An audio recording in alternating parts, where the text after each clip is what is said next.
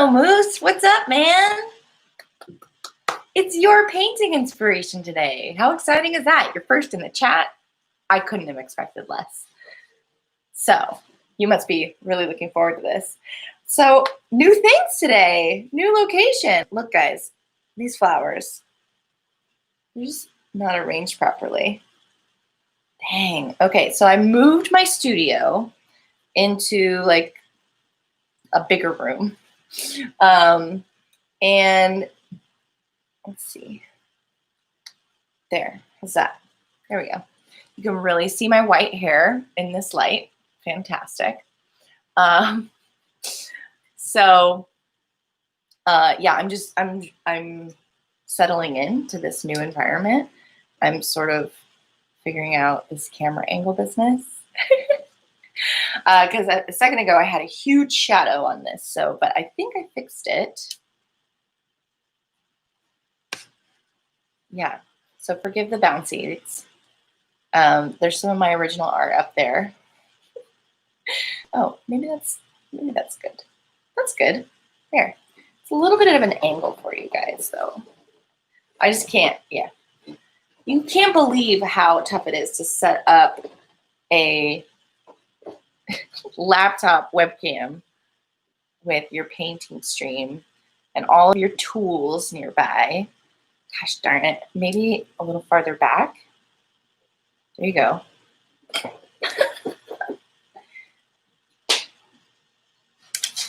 right, give me a sec. What's that?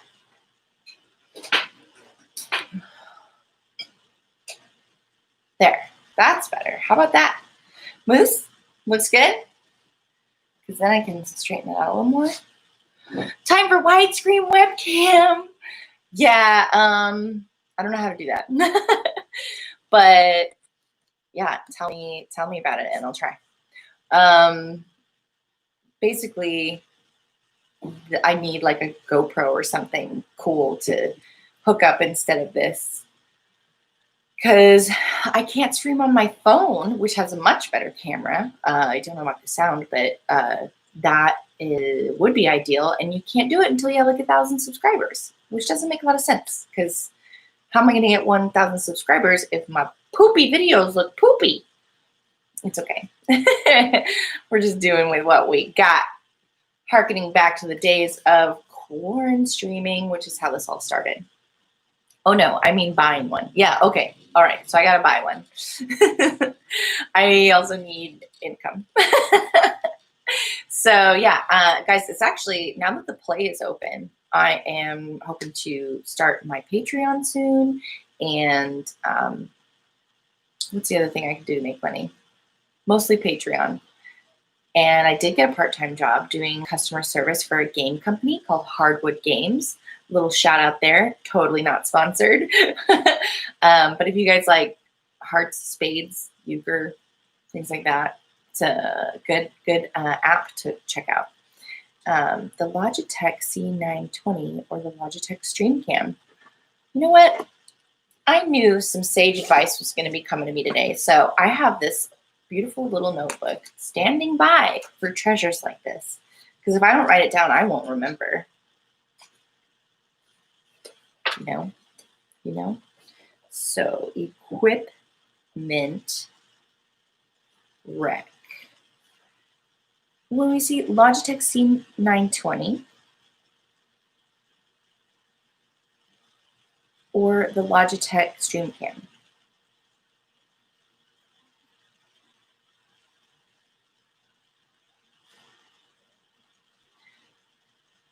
You said you needed 1,000 subs for. I missed that.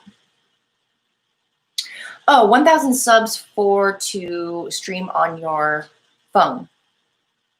That, at least that's what I think I have researched, because I tried once and it said you're not allowed. so yeah, I think it's because I have to have a certain amount of subs to be able to do that. It's a good camera. It's a really nice camera. I look way better on that camera. But thank you for the advice. I wrote it down. And yeah, the next, also getting a new computer. Just getting a new computer is going to be key in all this. because I want to launch my second channel, which will be child-oriented. I'm gonna read books and do art for kids. What? What? Oh yeah, that's the truth. It's the truth, guys. I tried to go live on my phone once and it was said no.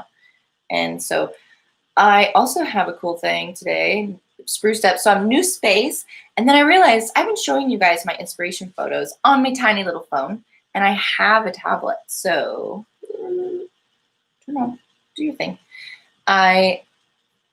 Setting up this new spacing took a little time today. So thank you for your patience while we get things going. Today's painting is from a screenshot Moose submitted in my Discord. It is beautiful. It's got the amazing new light flaring, awesome updateness that happened recently for No Man's Sky. So I am going to really love doing this one. If you want to ever be an inspiration for my paintings, you can check out my Discord and post in the NMS screenshots channel. Okay, that's where I go to look for inspiration. When people don't post, I sometimes will go to like Reddit or whatever. So many good ones. Oh, Inside Vortex put a really great one in there. But this one I freaking love. While my tablet gets booted up here. Are you booted up? Why?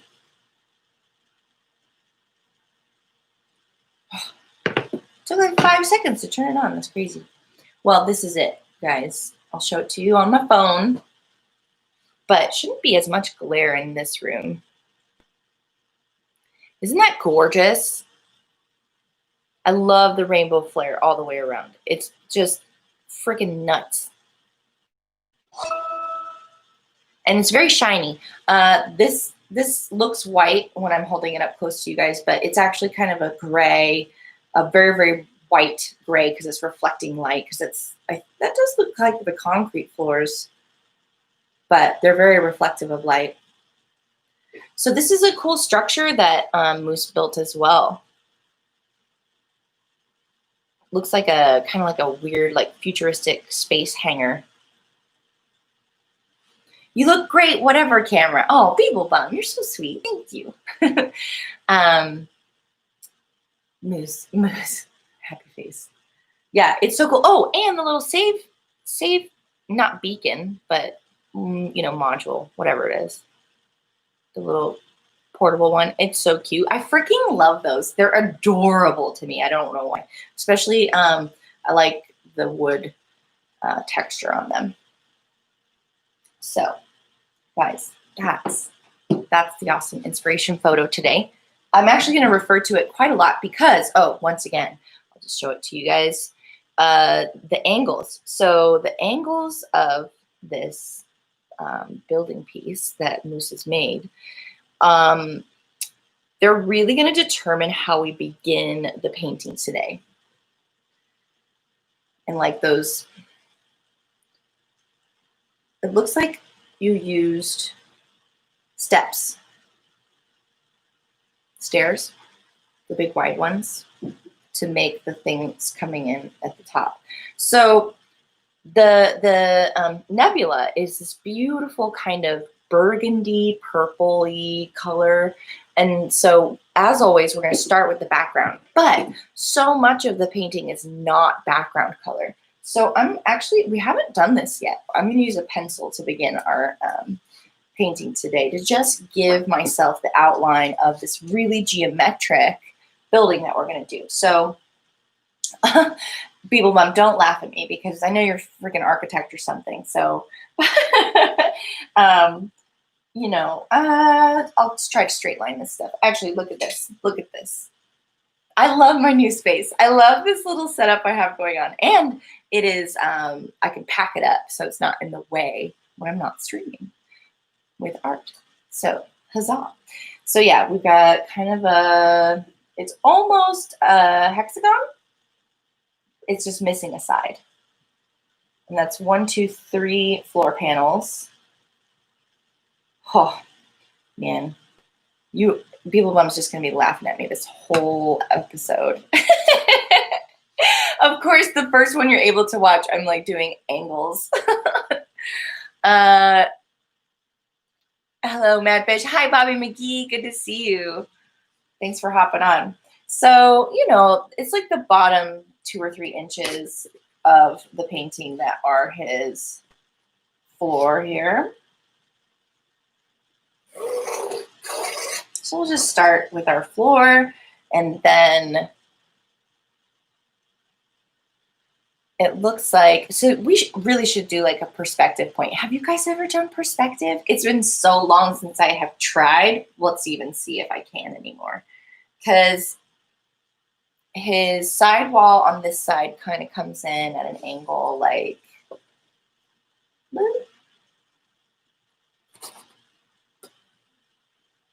I don't know, it's pretty harsh angle. And it's a good like quarter of the way into the whole ratio of what you're working in. Ugh, this is, let's see, what can I do? We'll put some watercolor bits behind it so it'll stay pushed out. There we go. Keep good. Cool. No worries, Maddie. That was one of my first glitch builds in the Abracadabra galaxy. Once my girl is out of her meeting, I will spend some quality time with her. Well, you should do that. It'll take the pressure off, and then you can come see how I did later. No. This is great. So perspective, guys. So the wall on this side, I think, comes about right here. So then the way perspective works, because like I said, this is split up into 3. Actually, let's lay in our other one. This one comes a little farther on. Still quite a dramatic angle.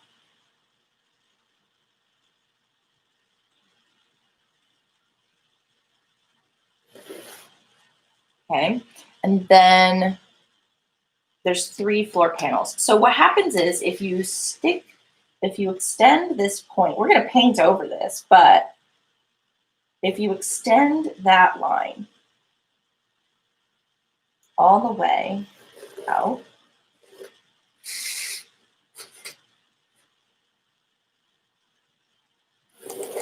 and then this one all the way till they intersect, then all your other lines, like, so these panels, how do I divide 3 panels up onto this floor? Everything's going to intersect there. So one panel almost comes straight towards the perspective of the person viewing this. Now the bolt's in my way. Lurking. Hi, Scottish Rod. I saw you. Aptarkaba. Aptarkaba. Nice. Well, trying to glitch build.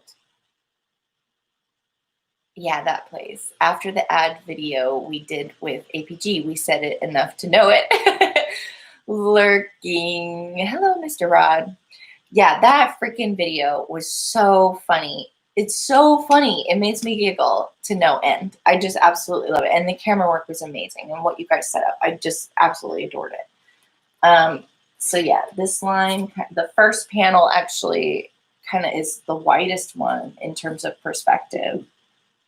I'm going to cheat it a little bit, guys. Okay, and then this other one kind of comes. This is a crazy angle that you were at. Oh, that's why. Well, I'm going to paint over it. Whatever. We don't have to erase. It just won't be perfect is the thing. It won't be an exact replica, and that's okay.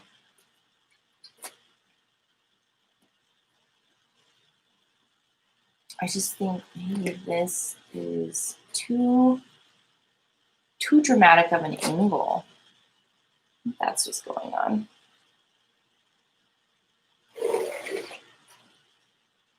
Yeah, so then this can actually, yeah, that's a little better. And this one.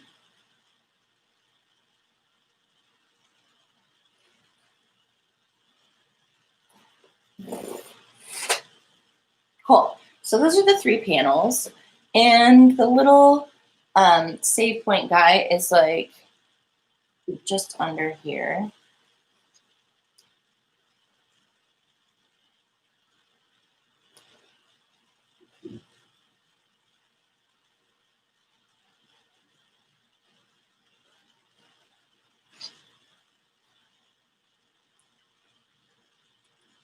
And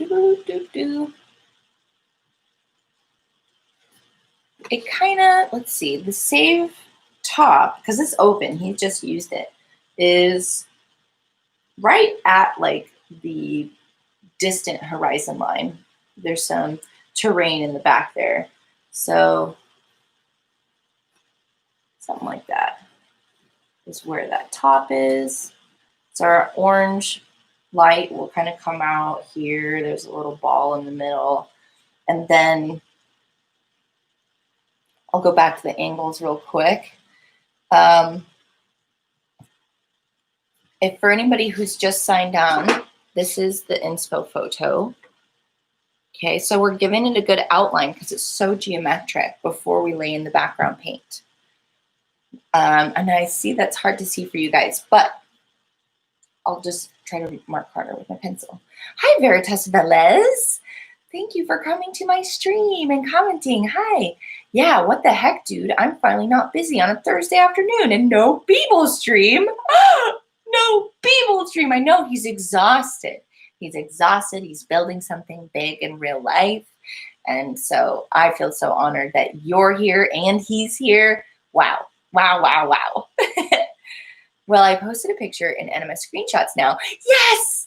Beetlebum posted an inspo picture. That's great. Anybody else can do the same. Visit my Discord, and it's the NMS screenshots that I usually look at for my inspiration first. Making my rounds. Loads of nice streams going on right now. Heck yeah. Thanks, Veritas, for stopping by. I super appreciate it. I'm reading backwards now. I sometimes do that. I never say that galaxy right. We just called it abracadabra, right? That's what I said too. Hi, V. Great to see you here. Happy to catch you live. I usually watch after the fact. Love the paintings. Well, thank you. Cool. Thank you. Good. So this, we need 4 sides more here, and then we'll start getting in our background. We have a nice kind of cool, almost hexagon. Almost.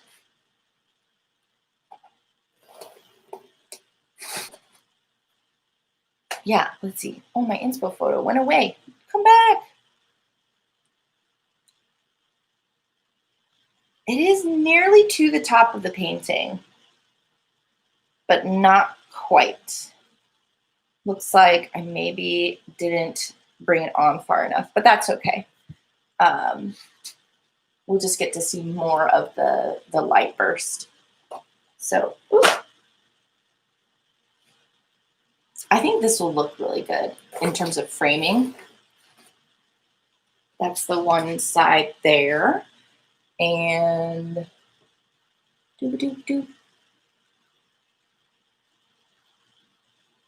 that kind of goes off.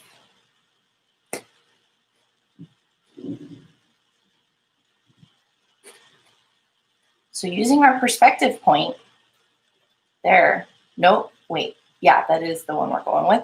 I can line this up too. So this wall becomes the stairs right about there. Actually, would that be that dramatic up there? No, it would be parallel with this, more or less, which it sort of is. So that's great. Then this side over here.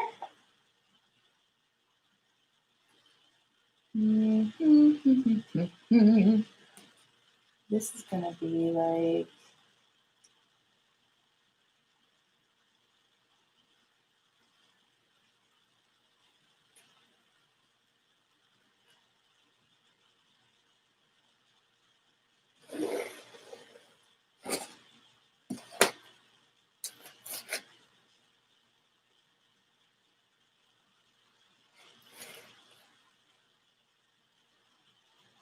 I'm pretty good at eyeballing stuff.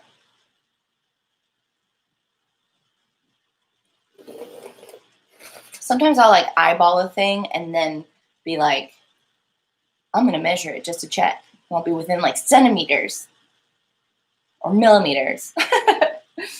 Let's see then. This one really is looming, so it actually does go off the top of the picture. I might just cut off a tiny bit at the top there. Let's see.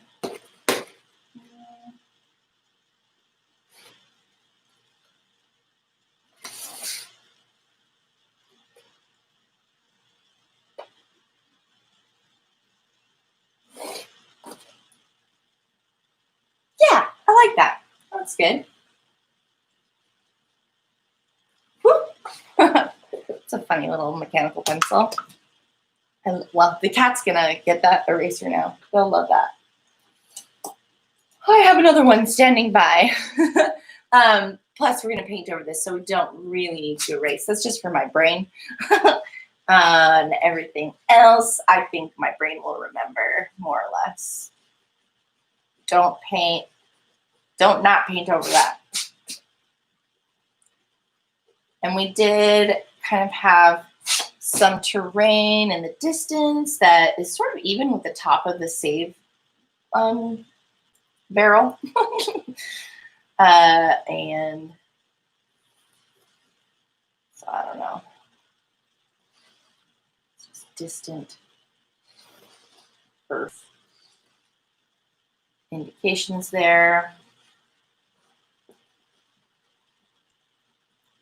Good. So yeah, there you go, guys. We kind of have sketched out where things are going, and I'll hold this up close to you a little bit so you can see better. And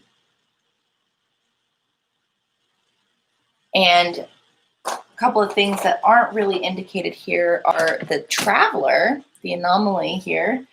Our big bright source of light is more or less in the center of this picture. Moose did a good job framing the light is the subject, really, and because of the glare that comes out from it. And that's a little high. Right about there. And the traveler's kind of right next to it.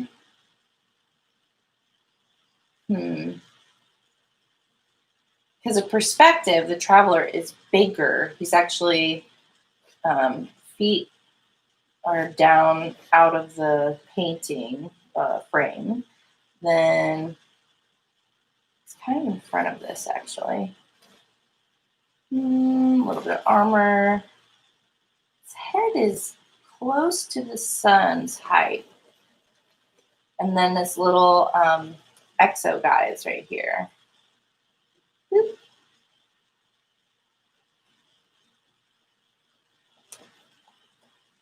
Switch that out. We got backpack time. A big shoulder. This guy's got some cool armor. So I'm just indicating for myself where I'm going to paint later because I'm terrible at like people and forms. This guy is looking at the camera though. It's super silhouetted. So I might not even bother with many details when we actually paint it. Because, yeah, like I said, they're not really my thing.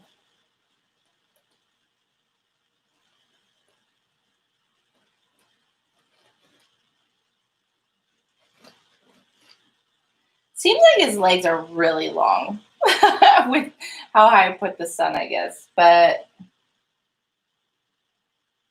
I could move it down. Move down just a little. No, we'll leave it. Maybe just we'll put your feet on the ground, little traveler. Feet on the ground.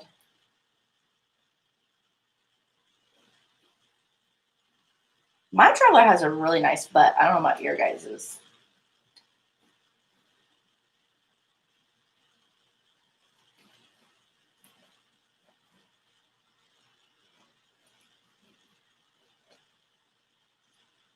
Traveler looks like he's like floating, standing funny.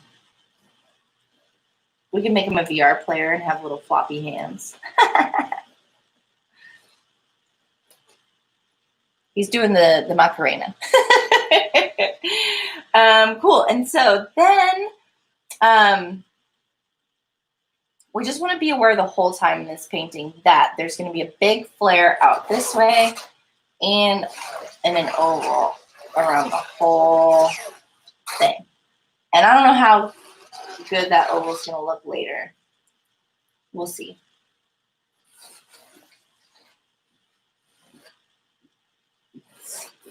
Oval.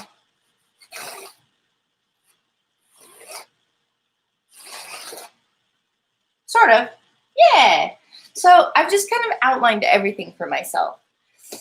See you in a bit, Beebs. Moose says, time for me to go. We'll check the result later on. Awesome. Thanks, people, for being here. This is a beautiful screenshot, people. Oh, that he posted. Can't wait to check it out. After this terrace is done, I will work on my studio. Awesome. Great, great, great. Yeah, all right. So there you go, guys. Like I said, I was a little nervous about your post, Moose, because I'm not super great at figures. But I wanted to try it anyway, you know? Yeah, it's gonna be cool. So without further ado, let's start putting some paint on it. Today's colors, don't forget you'll want to have your cup of water and some brushes and a paper towel just in case you need it. And the colors I'm using today are black and white. Pretty much all the colors, guys. I have a little gray standing by. We can make gray, but this is from that pretty thematic set we got. And I have a couple of reds because, like I said, the sky is a beautiful burgundy purple. So I've got to make burgundy from red. We're going to experiment with adding black or brown to the red, see what kind of burgundy we can turn out. Then I do have a bunch of little rainbow additional colors. So I have light blue, green, yellow, and purple. Also going to be using this in the sky. And just in case, I did pull some silver and gold, but I don't even know if we'll use them. We are going to need orange. I forgot orange.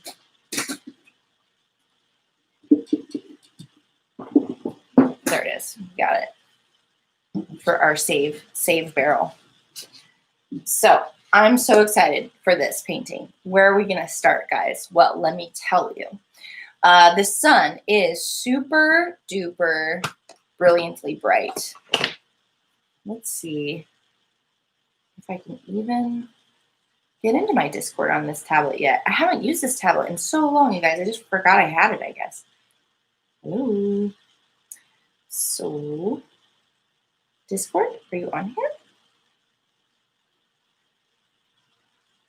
I don't even have Discord on here, you guys. Nuts. Well, just to remind you, so the center sun is super circular and very bright. There's a little bit of glowing quality that goes into the burgundy, but we're going to harshly define that circle of light from the beginning. So I will need some of my handy dandy biscuit cutters to make perfect circles. Hi, Michael Stapp. I am well. How are you? Moo says you are a great artist. Thank you. Don't second guess yourself. Oh, well, thanks. So let's see. So many biscuit cutters. I have a gnome in there. Mr. Gnome. He's waiting for a home. I gotta make a gnome home. All right. So,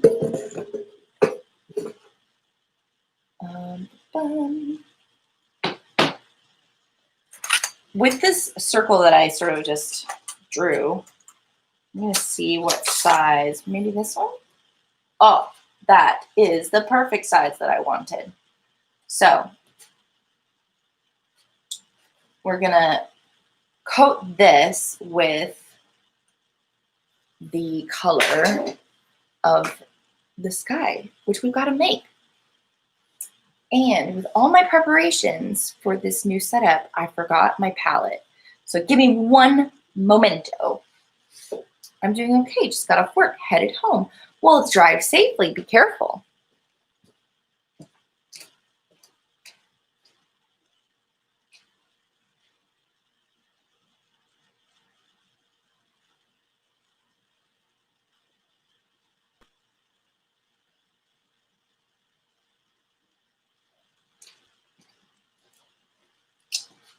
Where even is it? Where is it even?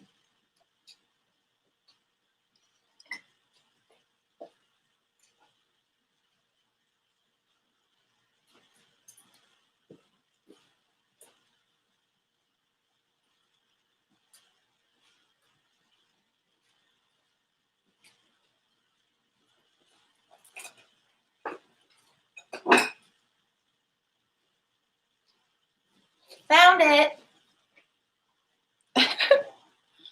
Sorry, once again, you guys. Here it is. My handy dandy paint mixer. It was hiding. I'm in the middle of getting back into like a Marie Kondo kind of situation. I was getting ramped up to do a whole Marie Kondo thing on all my stuff. And that was when my accident happened. Like the day that I had like 6 fish tanks because someone had given them to me. I thought I was going to have like a terrarium party, and I never did. And then Dimash was like, "Why do you have 6 fish tanks? This is crazy." And so I took them to a place that just took them from me. I was like, "I don't want these. Please try to sell them." And they were like, "All right, cool. We'll take them." We live in like the capital of Antiqueville. And then that afternoon, I tried to remove a refrigerator from my home. It's a bad idea. So yeah, I'm back on track trying to like, downsize things. And yeah, so this was under a pile of stuff that I have to go through. Oh, Meow, Joker, what up, guys? Davanti's here. Hello, Super Painted Oreo for MadfishMagpie in chat. As you guys can see, we haven't started painting yet. We've been streaming for a fair amount of time, but we did use pencil today to outline all the cool things that we're going to paint today. It's one of our first times using that as a technique. We talked about perspective and the point of perspective because this amazing picture that Moose submitted has some heavy angles in it and an amazing light flare. So we're going to try our best to do this amazing photo justice. So we're about to get painting, guys, but I couldn't find my palette. Here it is. Here we go. We're going to make a burgundy, and I'm also going to have some purple on standby on my plate here.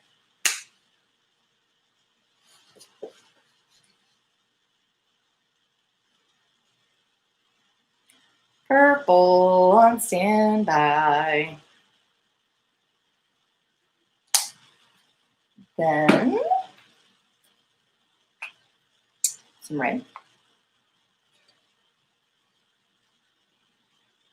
Now this red is a nice deep red. It's so beautiful, but it's not burgundy. So we're gonna see, and I have 2 different reds of 2 different qualities. So I'm gonna kind of experiment with black and brown and see what happens as far as creating a nice burgundy color. So You guys can see I've got my purple down there and then two different reds there. See that? This one's a deeper red and that one's a brighter red, and this might make a better burgundy. So we'll see. I'm going to put a little bit of black and a little bit of brown on each side of these reds and kind of mix around and see what happens. A little bit of black goes a long way, you guys. Be careful, because it could take over your color.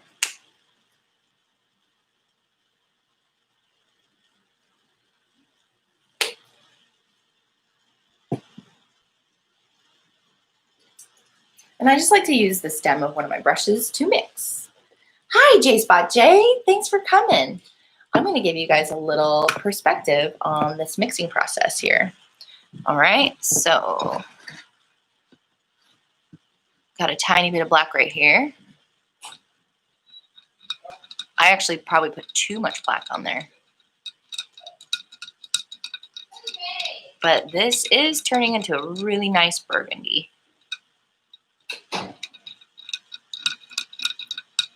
Awesome.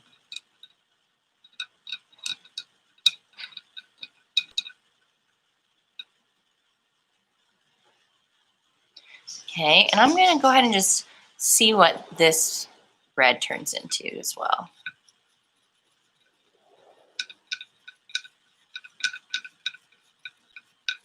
Okay, it's a lot darker.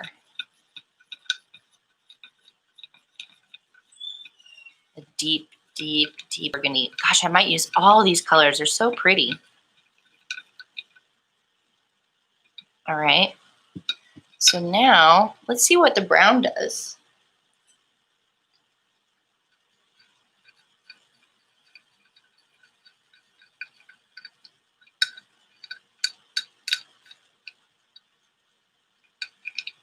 Definitely not getting much of a burgundy.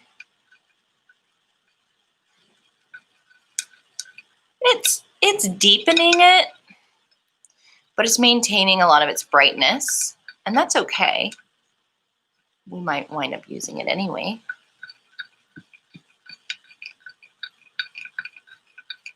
So the way I'm seeing it, these are all really pretty versions of the same thing. Let's see, save a little brown to go in here. What does brown do to you?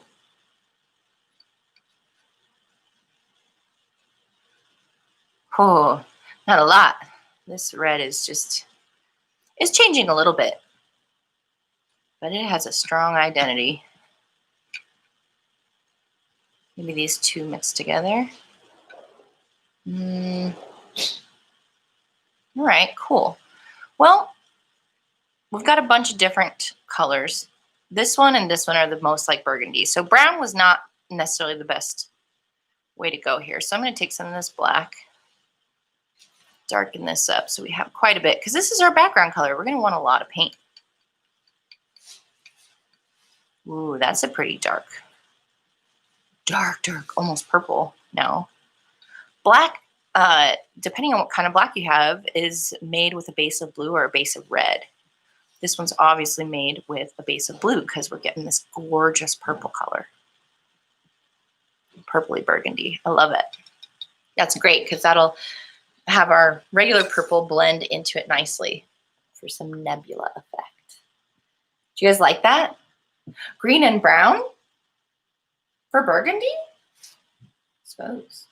Don't know. But I do like what we turned out with. I'm going to wipe down that sticks on the brushes now.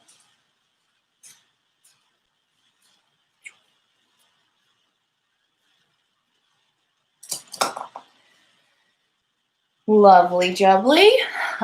Captain Steve, 2020. I don't know when he started saying that, but you know, credit where credit's due. Green and brown.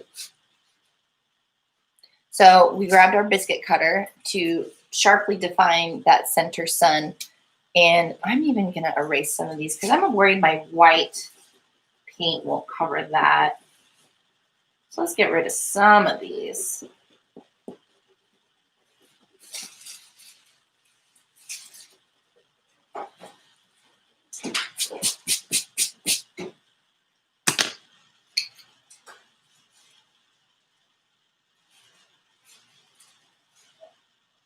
In fact, whatever one lighter of these burgundies I have should be what you use here, because closer to the sun, it's going to be a brighter version of the same color.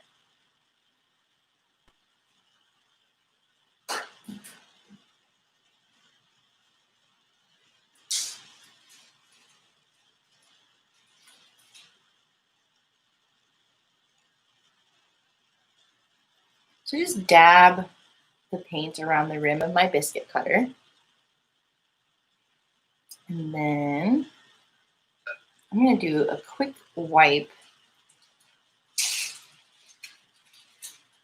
Get off some of the excess. And then we will line this up.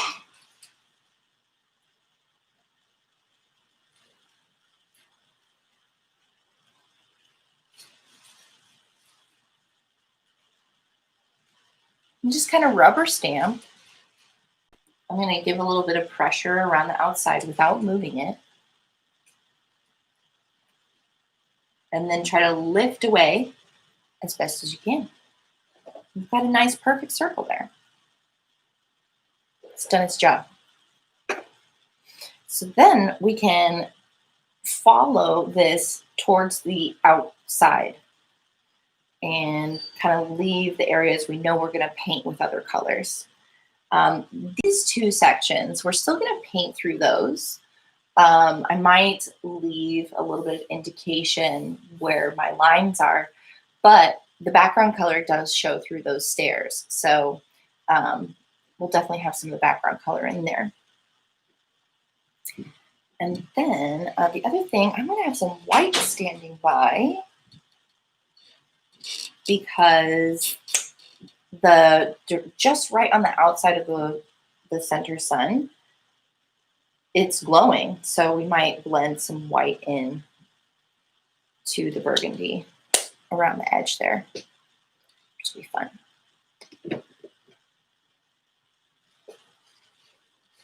So let's take our lightest version of the burgundy and just gently follow the structure of what we just made.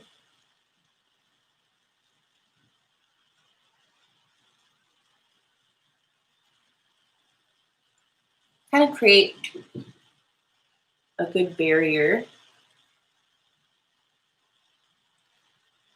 so that we can be a little less delicate with our application in a minute.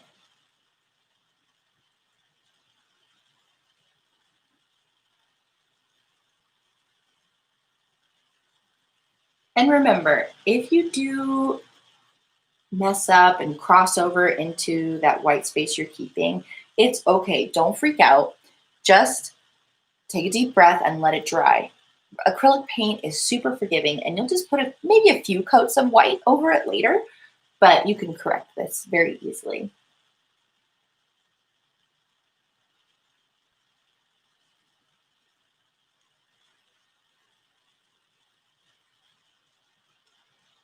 I was just spitballing ideas.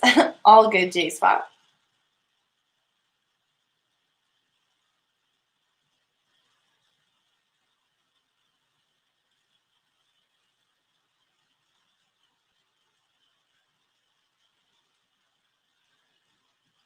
And it's okay. I know I painted over my little EXO guy.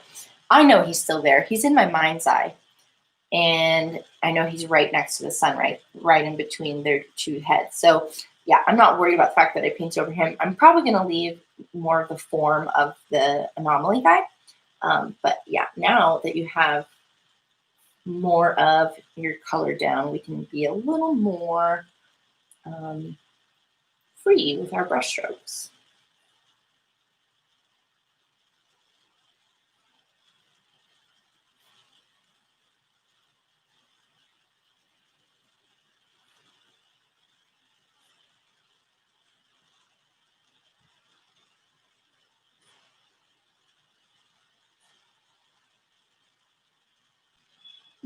And as I go away from the source of the light, I can use some more of my darker blends of burgundy.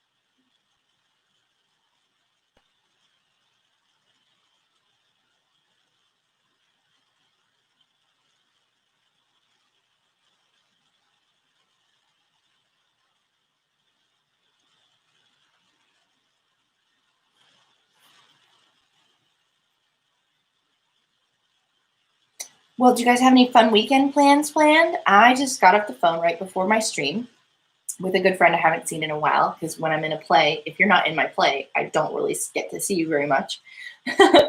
um, and we made river plans. I'm going to go swimming next Saturday. I'm so excited. And it may mean I move the time of my Horizon Zero Dawn stream to a little earlier. I got to connect with the MASH and see what his work schedule is and what else is going on that day. But maybe changing the time of my Saturday stream, depending on everything else. So we'll see. I'm using my darkest version now.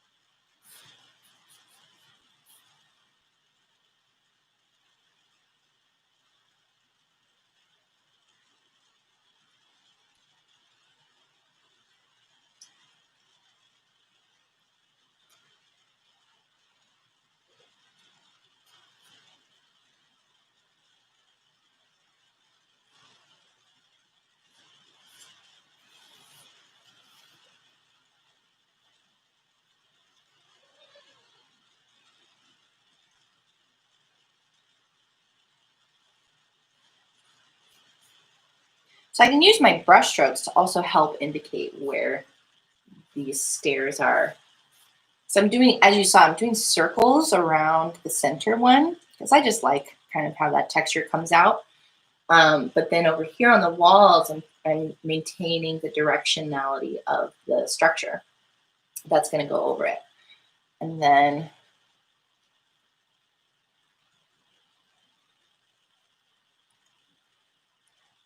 on the edges of it, I'm going to try to follow this kind of circular effect.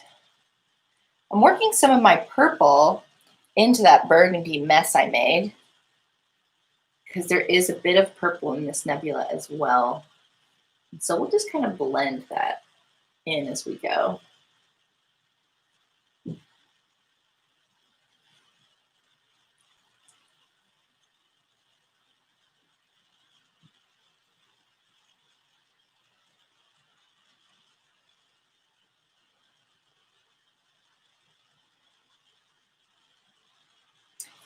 And we'll bring those lines back. They'll be nice and perfect later.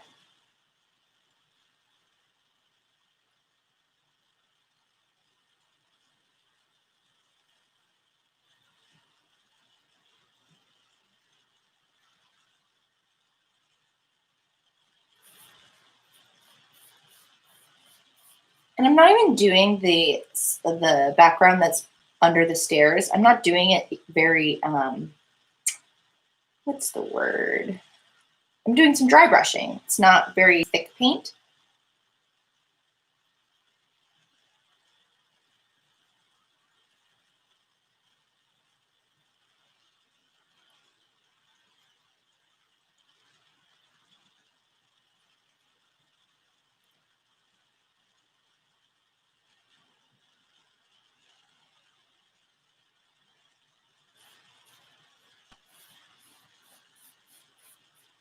Yeah, because so much gray and blue is going to be going on top of it. Doesn't matter.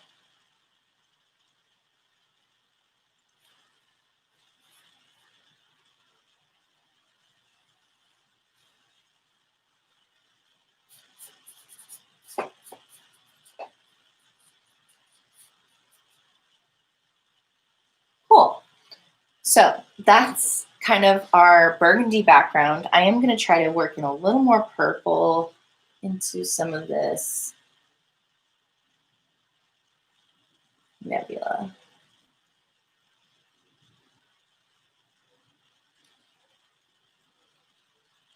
And kind of encourage these brush strokes to fall together.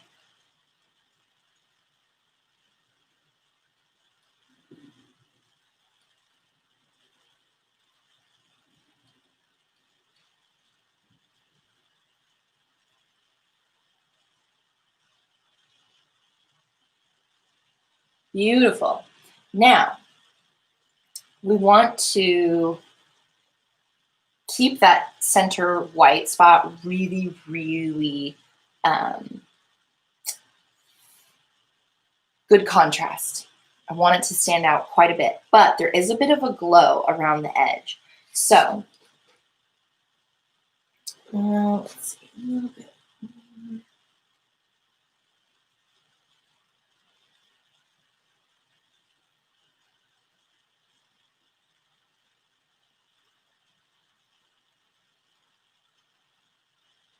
There. Yeah. So I'm gonna wash this brush or put it in the water and switch to something a little smaller, like a medium to small with a flat edge. Actually, I'm gonna do kind of an angled one there. So with some white. And let's just see what happens.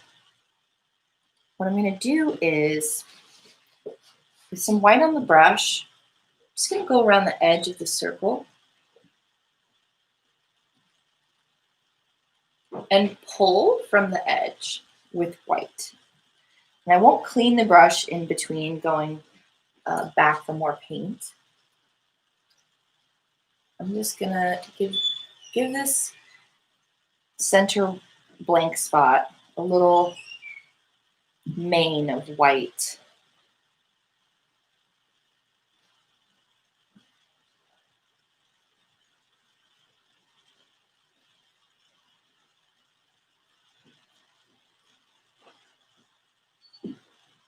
When the white seems to just not even be effective, I am going to kind of rinse the brush.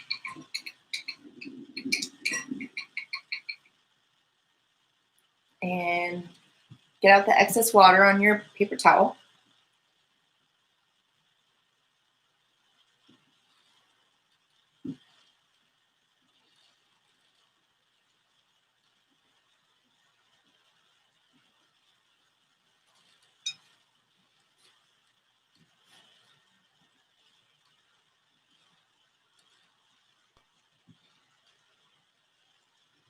I'm just lining up the angle of the brush with the edge of the circle. Looks like that nice kind of angle was nice on the brush.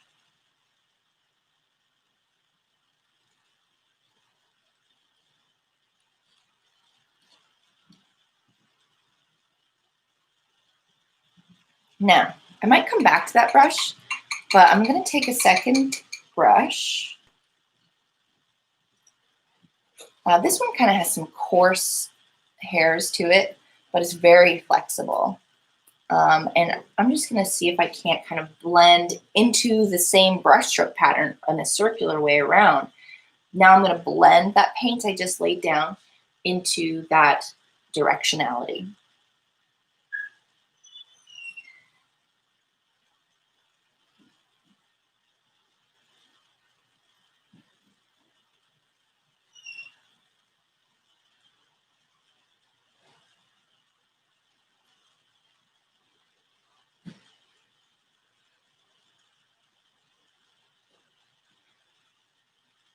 Then I'm going to keep blending that color out.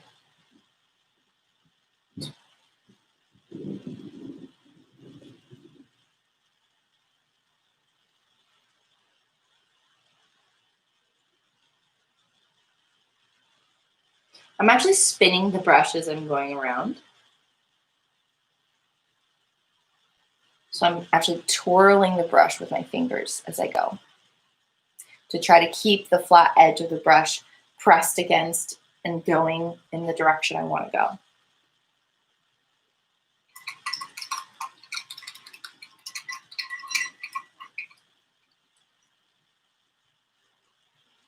So this is looking just how I want it to, but I want to brighten it up even more because this last update with the way the white light is, it's so bright, right? So we want this glow to be like that.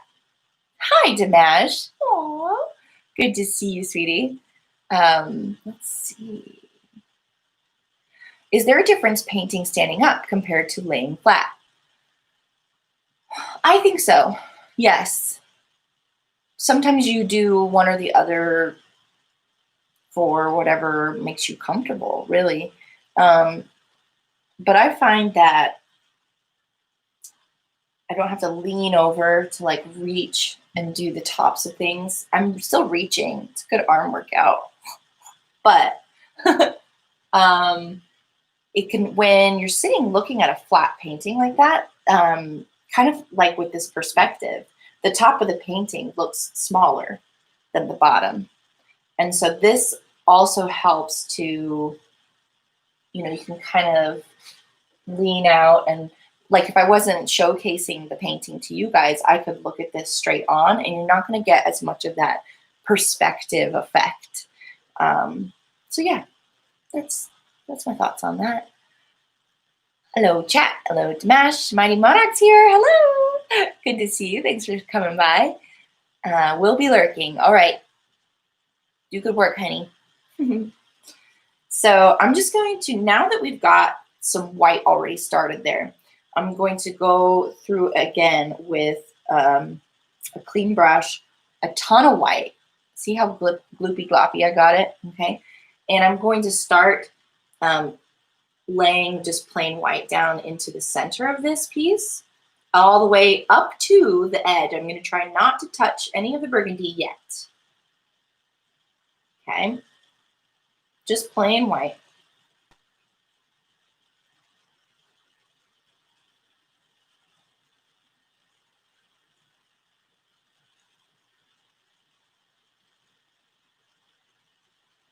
Right up to the edge of it.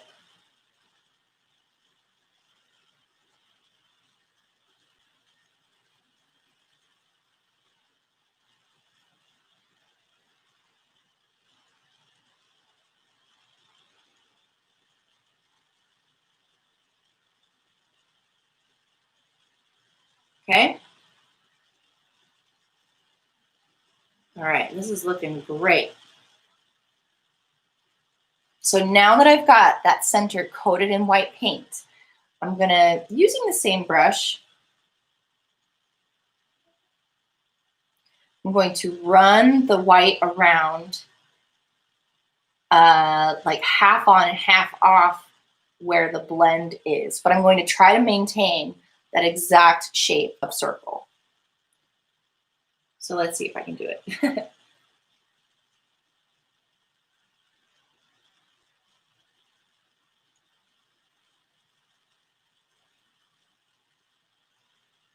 So like the less paint that was on my brush, the better. We learned something.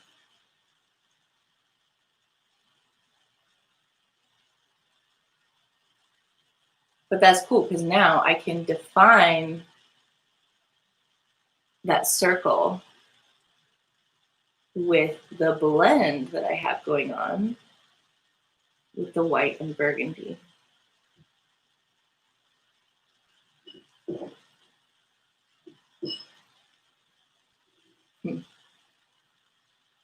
It's still not as bright as I want it to be. And the paint's starting to dry, so I'm just going to grab a little water on my brush, just a little, not soaking, just damp, to encourage these paints to come together.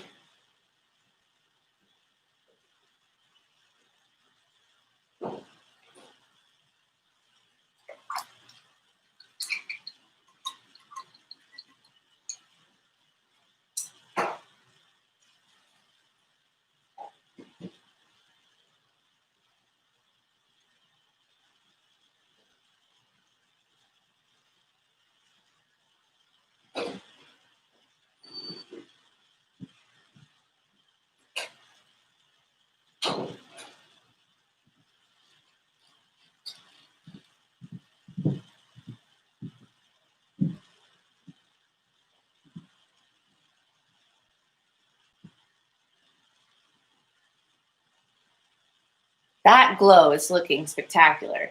That's really what I wanted as well. My perfect circle became a little less perfect, but that's okay. I'm going to let it dry and probably touch it up at the end.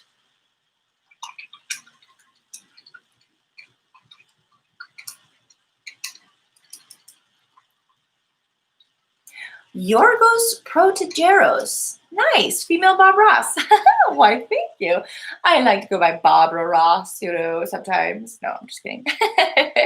Welcome to the stream. Thanks for hopping on. Ogre, what up, dude? Oi, oi. How good, guys? How's everybody doing? Well, my mark, I am doing great. I hope everybody else is doing great too. This is a moose-inspired painting today. So some of you guys are new since I last showed our inspiration screen cap. If you ever want to try to be one of my inspiration photos, you can join my Discord and post in the NMS screenshots tab. But this is our inspiration for today's painting. Moose Gaming submitted this. Go check out his channel, you guys. He is so entertaining and fun to listen to and watch play. No Man's Sky, Destiny 2, Assassin's Creed, bunch of different games, Tomb Raider, yeah. So, yeah, thanks for the inspo photo, Moose. So, next, all right, we've got our background pretty well set for now. The next major background color we have going on are a bunch of grays. Because of the light, this is gray. It's a little blown out in the photo. If you want to go check out my Discord and look at the photo for reals, you can. But yeah, this is reflecting the light source very, very much so, right? And then this wall is blue. It's not gray at all, hardly. So we're going to be working with blue and gray next to get a bunch of coverage down for more of the painting. We'll start with the gray though. Get the floor laid in and the background terrain. And yeah, let's do it. So we're going to need a light gray and then many variations of gray. Not 50 though. Hello, Yorgos. I hope I said that right. So light gray, and we've got white and black for changing up this gray as much as we need to. This gray came with the festival art pack thematic colors that I bought all at once, which I've been loving. They're fabulous. I just don't know how light or not this gray is. So we can do a little test. Is this light enough? Ooh, it's definitely not bright enough, light enough for what we're looking for. And it's one of these paint colors that's somewhat translucent in the bottle. So for colors like that, you want to add white if you want them to get really good coverage. So we will definitely be doing that. I'm going to take some of my white and scoop it over and mix it into this gray. We will probably need to lighten it up even more.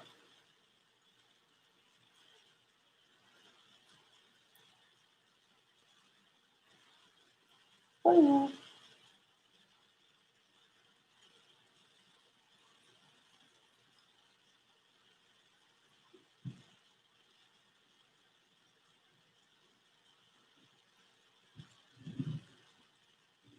Very, very light gray. This is great. This is great. Stupid, I know. Hi, Moose. Moose says, keep up to date with Madfish and all of her fun-filled streams. Join the Discord. Why, thank you for posting the Discord link. Moose, you're one of my favorite mods. All right, so we're going to just coat this whole area with this beautiful light gray we have going now. I should totally use a bigger brush because this teeny little brush is not going to be super effective. What is nice about a translucent paint color is I can actually still see my pencil lines of the Anomaly Traveler guy's foot through there. So I also don't have to worry about painting over the segments that show the tile separations.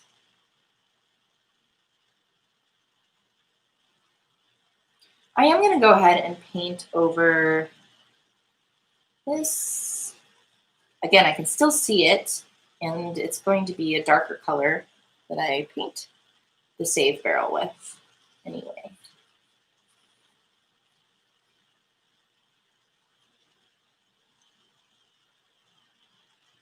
I am going to switch to a bigger brush. Proper tool for the proper job. I learned that from a lady I worked for. I mean, anybody knows that, but when it comes to painting, it can be really important. So, much bigger brush now for better coverage. Faster coverage, really. Hi, Shemaine. Do you think they'll release an update during their anniversary? Ooh, that would be a perfect time for an update, right? Hello, Shemaine. Yay, finally an art class I can join. Awesome. I still haven't played any of the Desolation content. Ogre, really? Wow. Is that because you haven't had time, or like, are you protesting? Going good. How are you?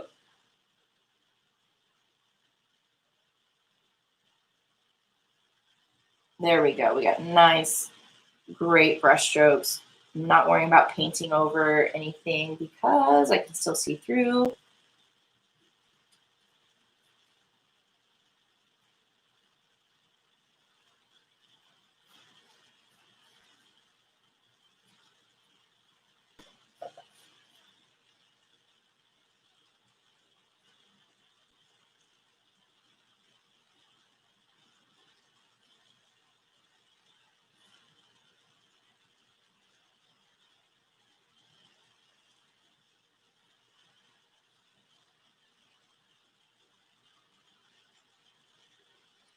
The burgundy's looking pretty dry, but I'm just going to give it a few more seconds and sort of stay away from it for the moment.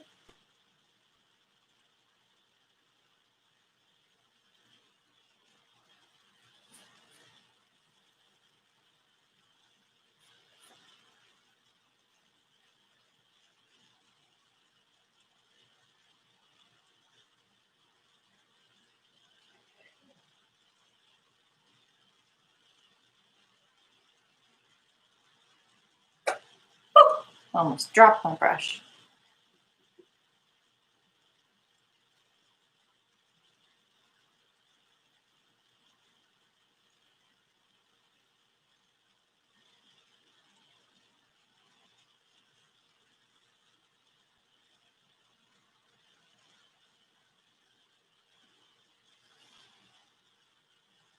So I was just reinvigorating that nice sharp line right there.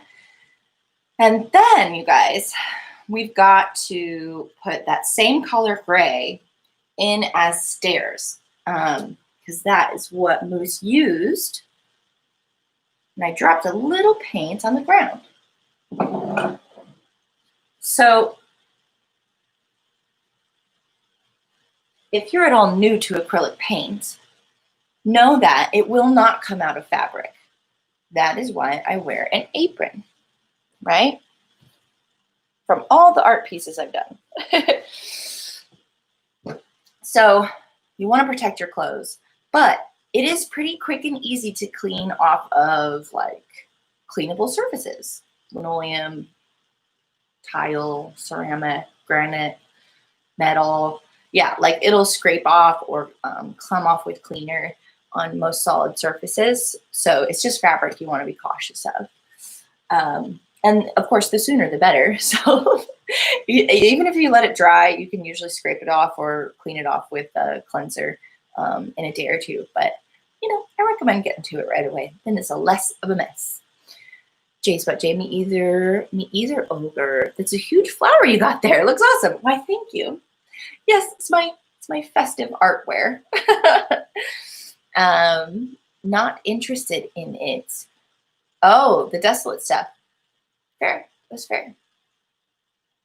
That is fair. I see Spot. See Spot run. Chase Spot of eating all my Oreos. If I catch this dog, he's going to regret it.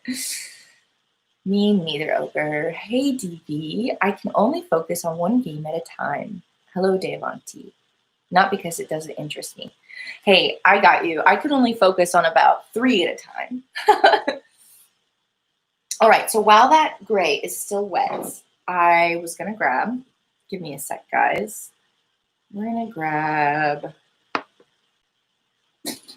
my handy dandy line maker, which is just this odd little hard piece of particle board. I don't even know what this is, but it's very firm and it's gonna be perfect for making lines over here. So I may have to make a little bit more of this grayish color actually, but we're gonna try and see how far we can make this go. It's so hard to mix a similar color again. So I'm just coating the edge of this straight edge.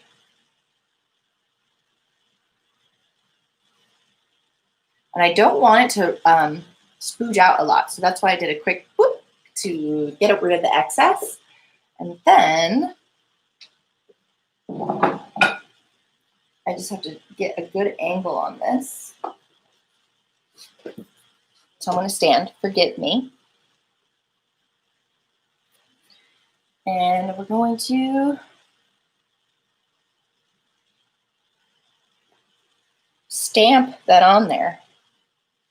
Cool.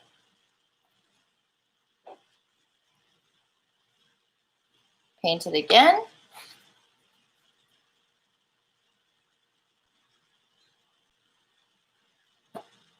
Stamp. Paint it again.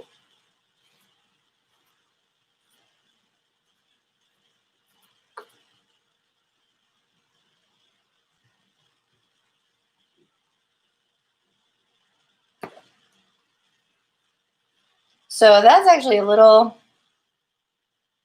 I'm putting too much room in between. So I was a little generous with that. Don't need to be so generous.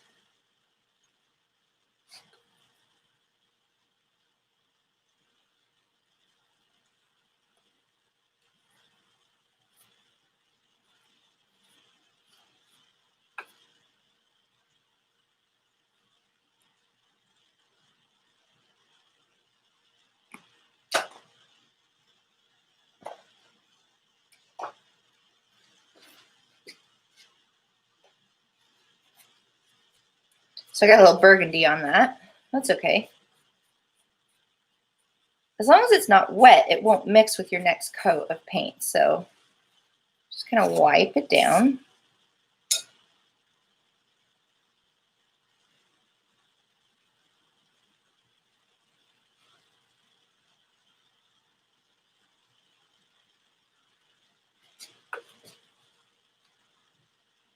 Start from the bottom. It's a little more dry down there, but it is harder for me to see my spacing this direction.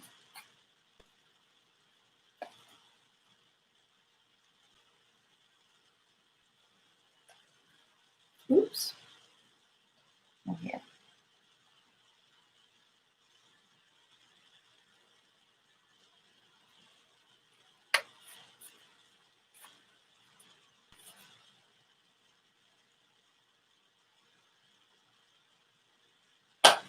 Ah! Well, the stability is against me right now, but we'll get it. We're gonna get it. I just need to put my brush down so I can stabilize the darn thing.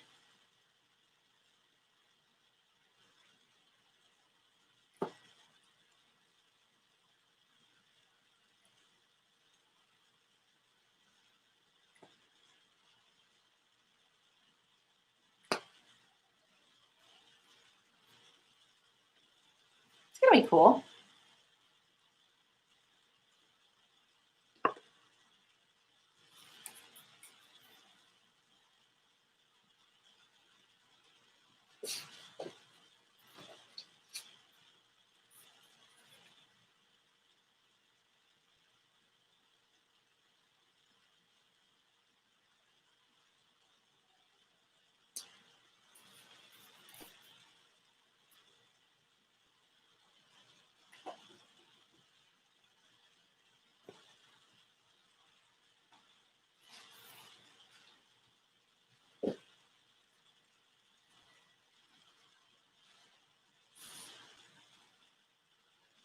So another thing you could do is wipe any of the excess burgundy that's still wet before you start this. And that would avoid some of the problems you've just seen.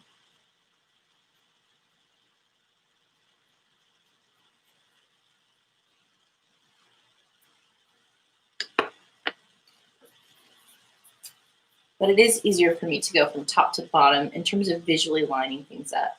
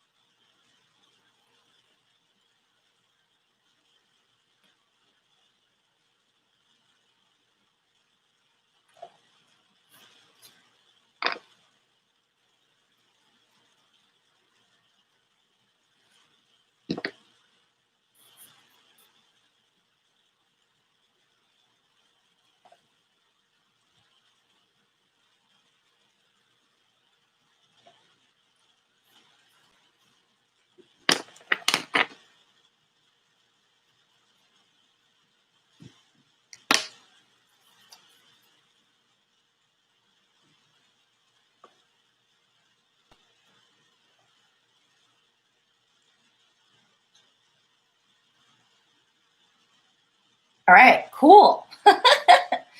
So that's that set done. There's a little bit of like dry brushing look to it, but I kind of like it. I think it's going to be cool in the end.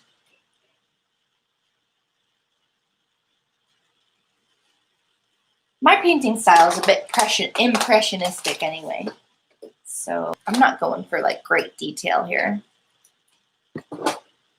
I like where this is going. Thanks, Jermaine. Sorry, wrong word, just smocking happy little trees. Painting happy little trees. Earphones are just boneless headphones. That's true. I like that thought. Interesting. Hi, Magic Within. Let's see. I'm going to come back.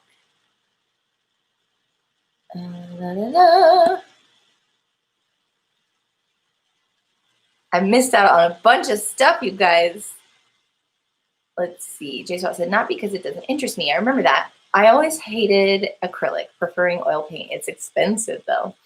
Shemaine, I actually have never really painted with oils, and I know that it's, you know, easier to manipulate because it doesn't dry super fast. And I find that really interesting. One day I might try it. Genius. Lasagna is just spaghetti flavored cake. Hello, Magic. Yes, how dare you insult my most favorite dish? I love lasagna as well. Yes, Jermaine. I like Garfield. I loved Garfield simply because he was also a fan of lasagna. Oh, I see. Is it buggerty? Is that the word you misspelled, Devanti? Needs more aquamarine? Burgundy. Gotcha. Kate. Who was the inspiration today? Magic. The inspiration date is Moose. Moose Gaming's awesome light refraction screenshot. Here it is. There it is. It is so cool. It is so cool. I saw you posted some more inspo photos. That's awesome. I will be looking at those later on. I had already decided on this one for last week, but we ran out of lifetime last week. I had an ant invasion I had to take care of, which is getting better, by the way. A coffee lid inspired painting. Yeah, I mean, coffee lid. I have one right here. It's one of my circles I sometimes use. Sorry, wrong word. Just smocking a little. You missed my intro. I missed your intro, Magic. Lasagna is just spaghetti flavored cake. I like that. I like that idea a lot. Spaghetti cake anymore. I am going to refer to lasagna as spaghetti cake. I will too. Master Moose Magic, but it is spaghetti cake. I coffee lid inspired painting. Oh God. Okay, so I did miss a few things there. Sorry, my eyes sometimes can't see all this. I need to make the writing on my computer screen bigger. I did it for comments, but on my phone, but not for my computer yet. If there's one thing I learned in middle school at art class, it's that acrylic paint does not come out of your clothes. Yep, true that. All headphones are boneless. They're all more like insects, exoskeletons. Yes. Is that a small tablet or an ogre phone? The lasagna cake comment was my intro. Yes, I really like that comment. It's great, Magic. So this wall on this side is not reflecting the light from the sun. So it's going to be blue. However, this terrain stuff here, we're going to want it to be dry when we paint our little save barrel. So we'll get that laid in real quick. It's just a few different shades of gray, darker. So get a little more of this on my palette.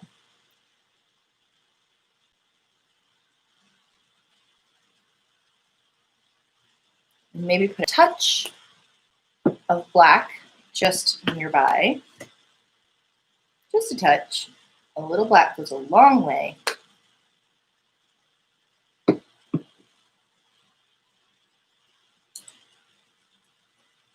And I've got a nice kind of rounded top brush.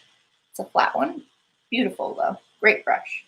So I've got here, you guys want to see some mixing. Mix, mix, mix. There's the gray and the black. And I'm just going to make them friends. I might leave some of it unmixed so that I have a couple options. Like that. So I still have some light gray. I've got a little darker gray and some black if I want to blend darkness in as we go.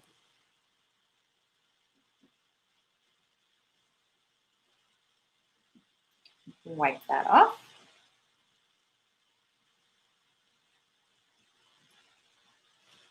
And so let's take a look at our inspo. The closer that the sun is kind of setting in this world. So the farther away is the darker terrain. So the closest gray of the terrain is going to be the lighter gray that I have. It won't be as light as the one we made here though, because we put a lot of white into that. So let's just start. Oh, that's right. It's a very not opaque gray. So I'll grab some of my light gray that has white in it and blend it with this other gray. It needs some more oomph. I'm using some of the white that had some pink in it from the burgundy up there. And that's going to be cool because, you know, just a hint of a certain color that's already in your painting and it's something you're mixing, it brings everything together. It's all kind of in the same family. So here we go.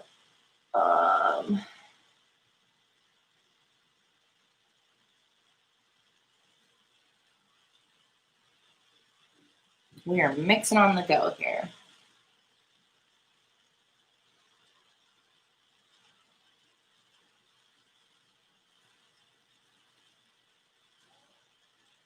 I'm going to try really hard not. Let's see. I want to keep that nice firm line right there.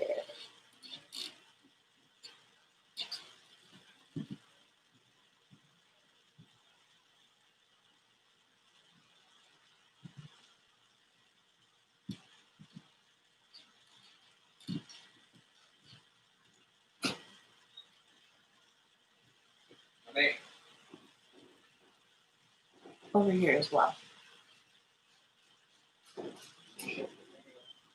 All right, so this is kind of our basic terrain gray. I'm filling in most of this area, but we are going to darken it as it goes back.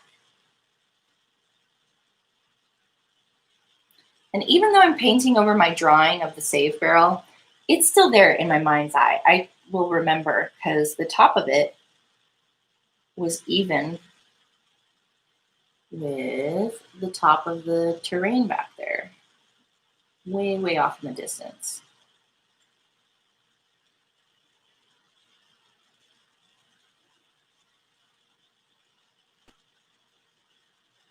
So while this is still wet, we're going to blend in some darker levels to this. So we know that it's off in the distance. So this first area, is closer to the viewer. It's going to be this lighter white, gray. And then our next layer will be a slightly darker. So we're going to try to fit 3 in here.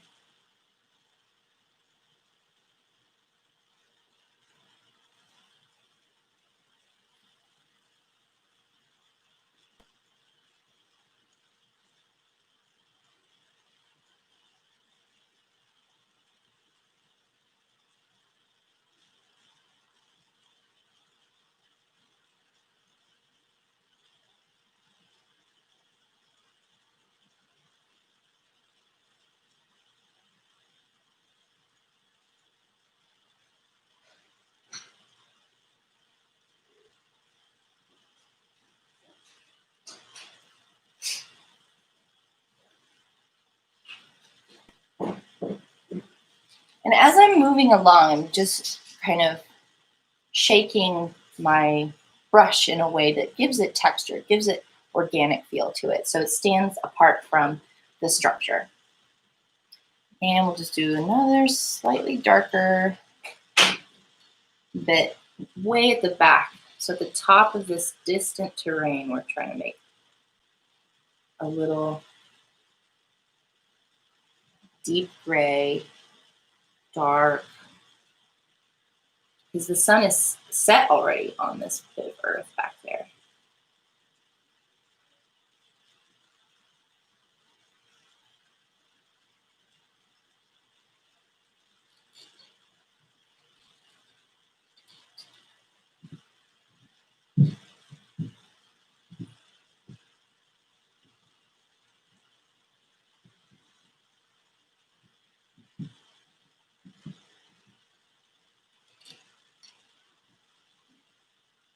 I even use just a touch of black on the tip of my brush.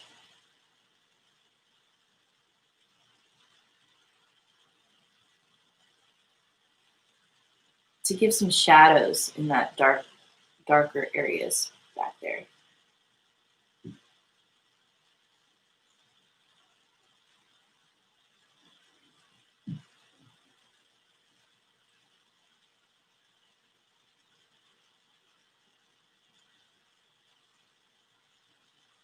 Maybe this has a few more peaks and valleys of blending that you can do between that second and third layer.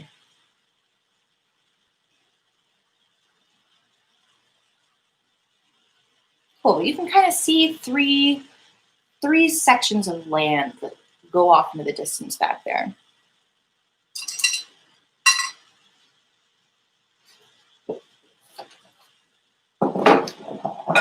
So for up close, if you'd like to see,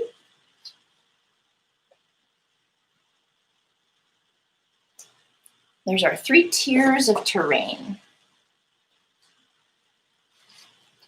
There's maybe a little bit of like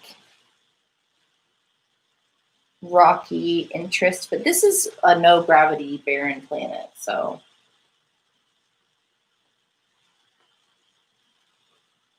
just dabbing a little bit of gray spots in there.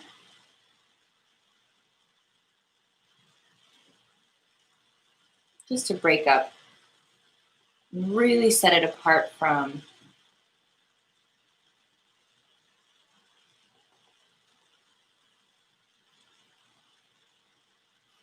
the cement structure.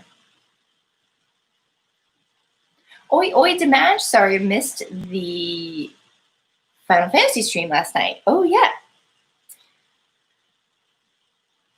Let's see. I like how the middle gives the illusion of glowing. Why, thank you, J-Spot. Yeah, that's what we're going for, because this amazing light source. Let's see.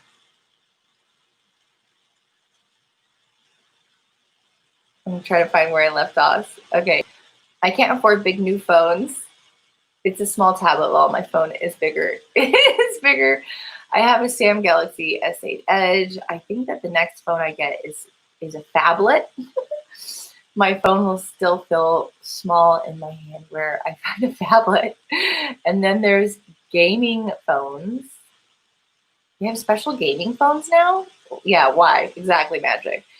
You've got a very steady hand. I can't even draw a straight line. Magic Within, why is that necessary? Mobile games aren't even that good.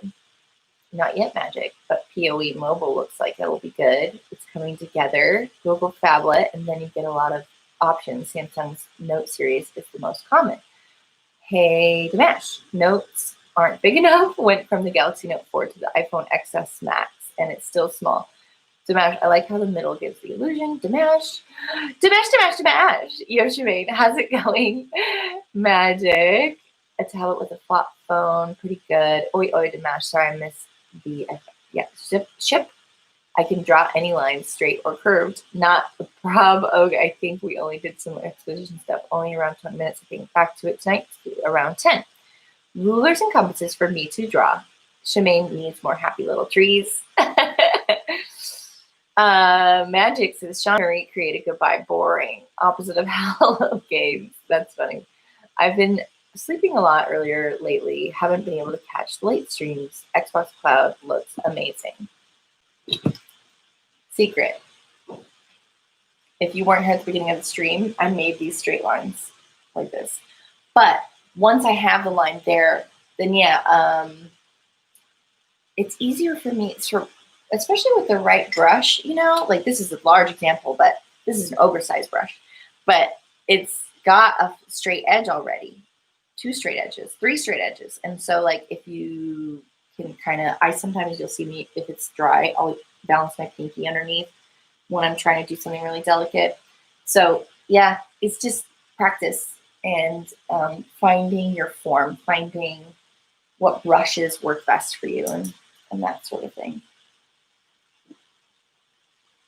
I did miss a tiny little corner. Ooh, right there. Get a little texture. So, yeah, I use tools too. Got to. I mean, I use biscuit cutters for goodness sake, for circles. I'm back. So guys, the biscuit cutters were like a sweet donation from Dimash to sacrifice them to my painting streams. He didn't make enough biscuits to warrant it anyway, and if he wants more, he can go get more. But these are awesome. So many different size circles that I can have right here.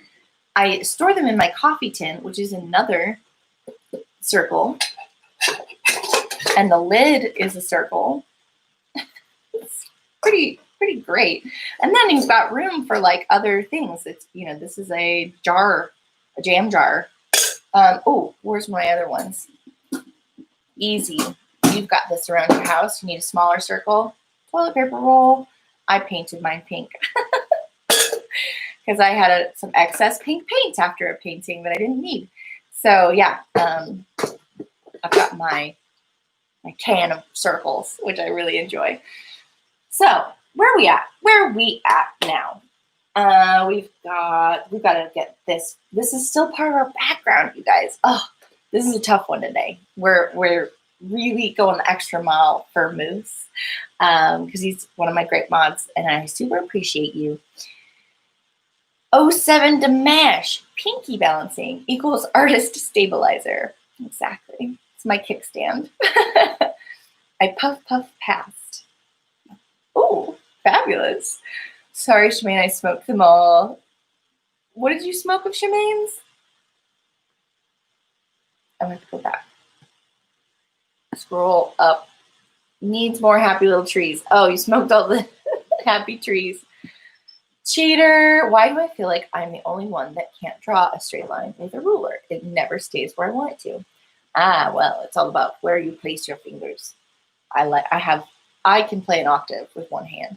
So it's pretty easy for me to but you got to have 2 points, or this is really good. I like this method. So hold it down. Okay. And you got to put pressure the whole time. And then don't put so much pressure on the thing that you are using that you move it. That's basically,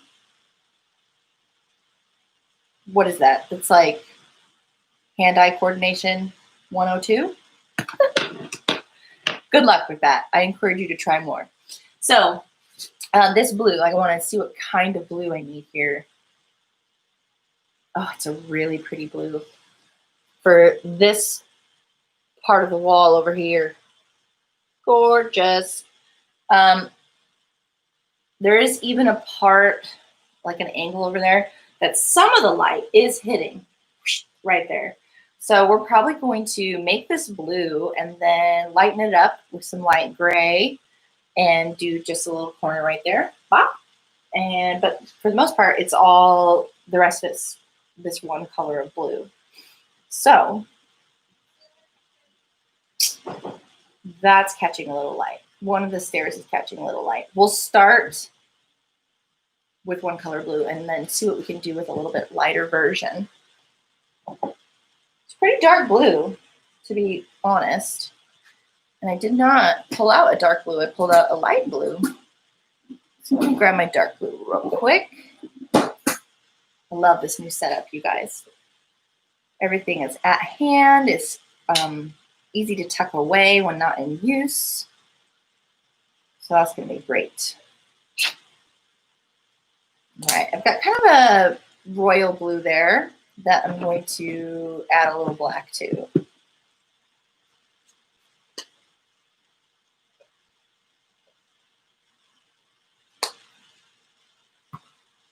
And I'm going to have my gray on standby because we'll need to gray it up a little bit.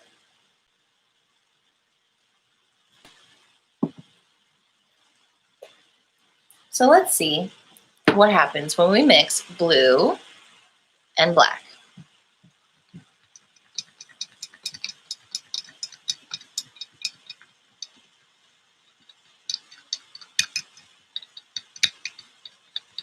Yeah, it's making a nice dark blue.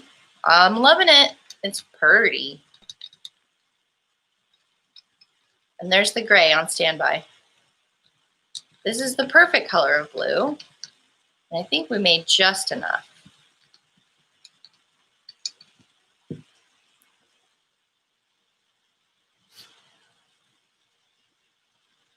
Okay.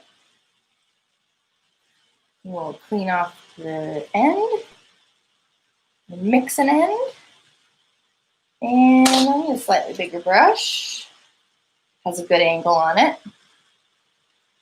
And we'll take this blue and basically, like I said, we're gonna leave a little corner here.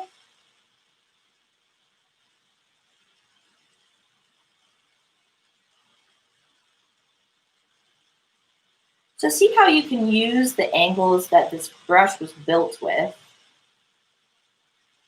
and line up with the lines you're trying to stay in line with.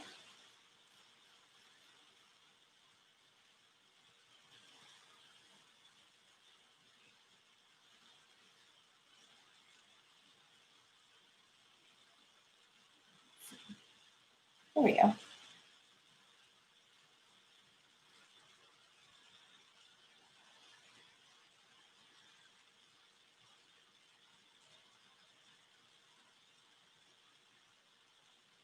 Let's see. My traveler is going to be going in there. I'll put his arm back in later. We just need his basic form to stay.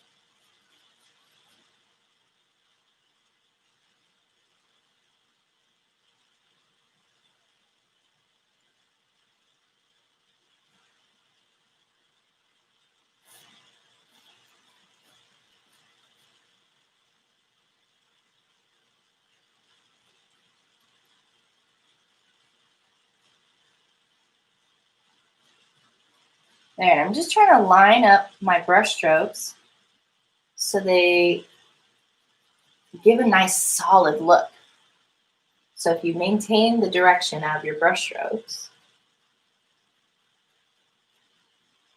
they can affect the texture of your piece.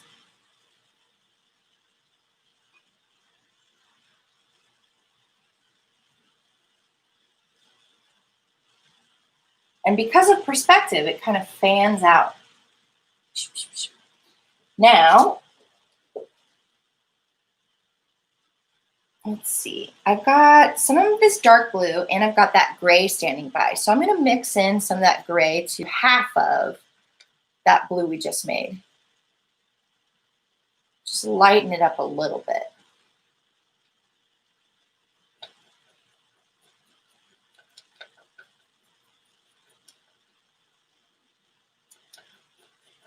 So I've got a puddle of this original blue and a puddle of a little bit lighter version, which we're going to need both of to do the stairs effectively.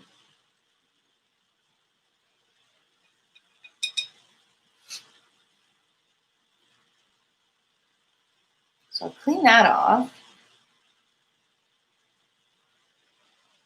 And I'm going to real quick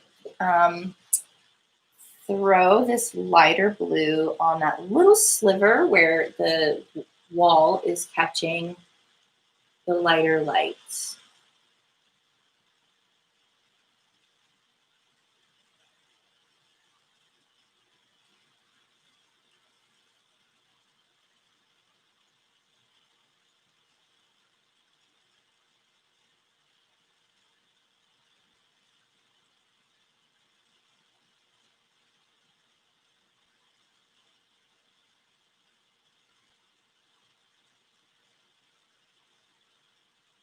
And that's okay. I'm not, the traveler is going to get painted over this, so I'm not super worried about that line over there. I am going to try to be really careful against the floor gray.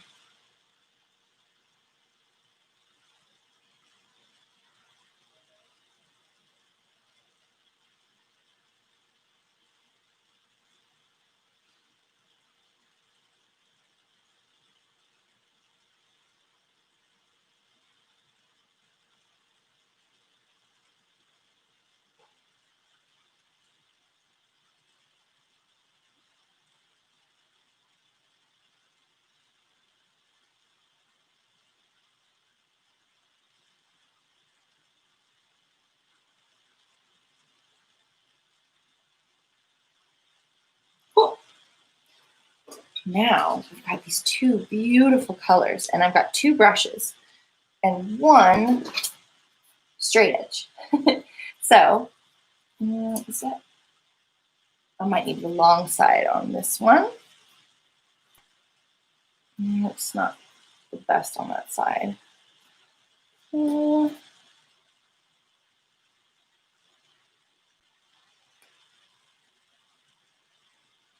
gonna stick with it because you'll see.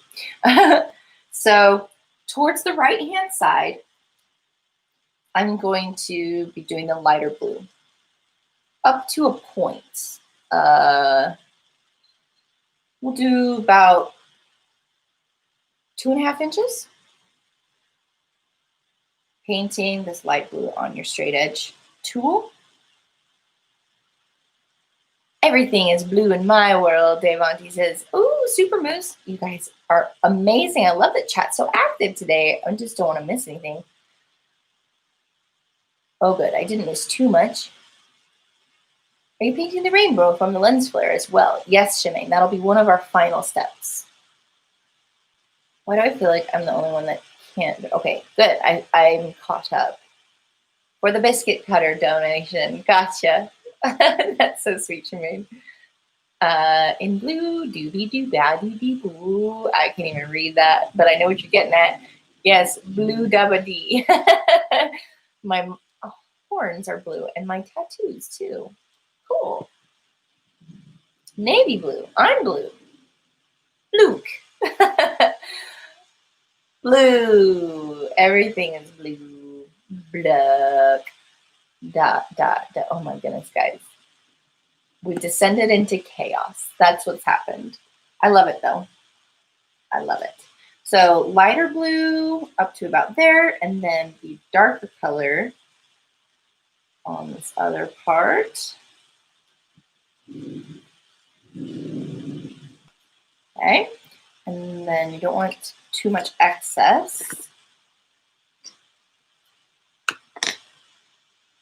My brushes are on standby. Standby brushes. I'm trying to think if there's a better way. Yep. I'm gonna have to get a comfy chair, guys. This chair is awful. But now I am going to stamp this and try to balance my painting so it doesn't topple over. Right there. Ooh, looks like the dark blue is needing a little more oomph.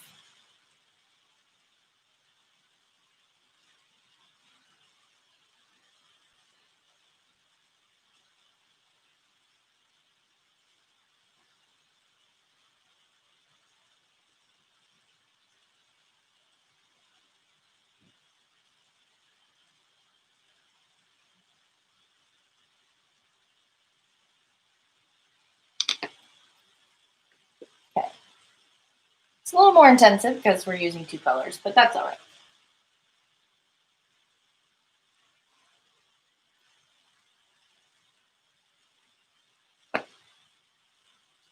All right. The color difference will also be more apparent the farther along we go. Let's see.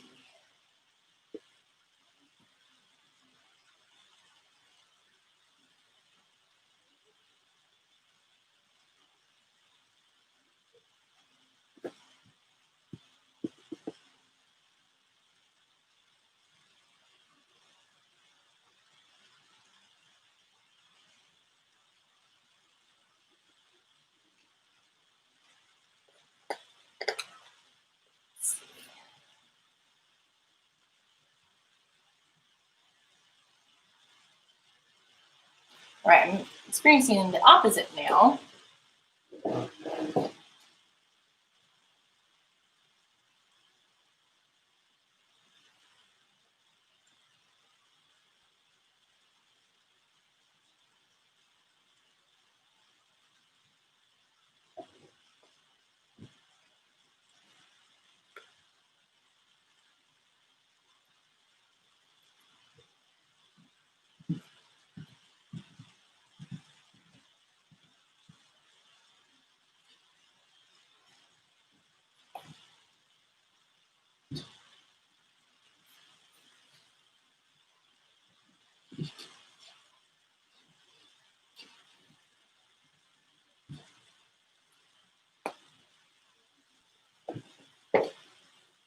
It's looking pretty cool.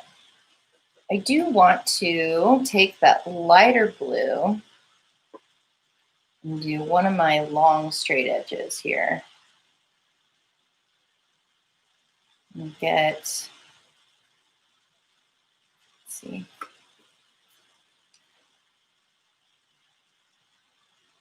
Not to there.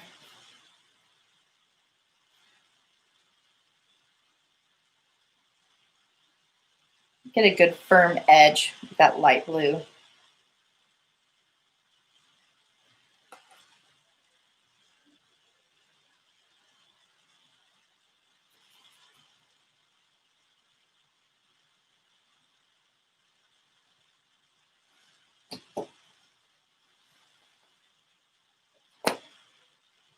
Oh, sort of. Let's see.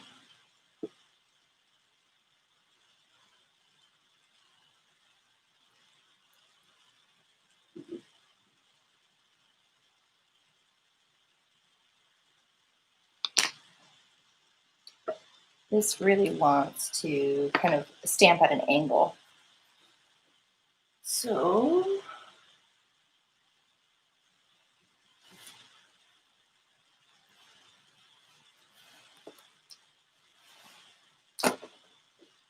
there we go. Nice defined edge. Back to our half and half. Should I eat today? I'm hungry, but no, the minute I eat, it will just come back up. Oh no, are you still like not feeling well? Dave, Auntie.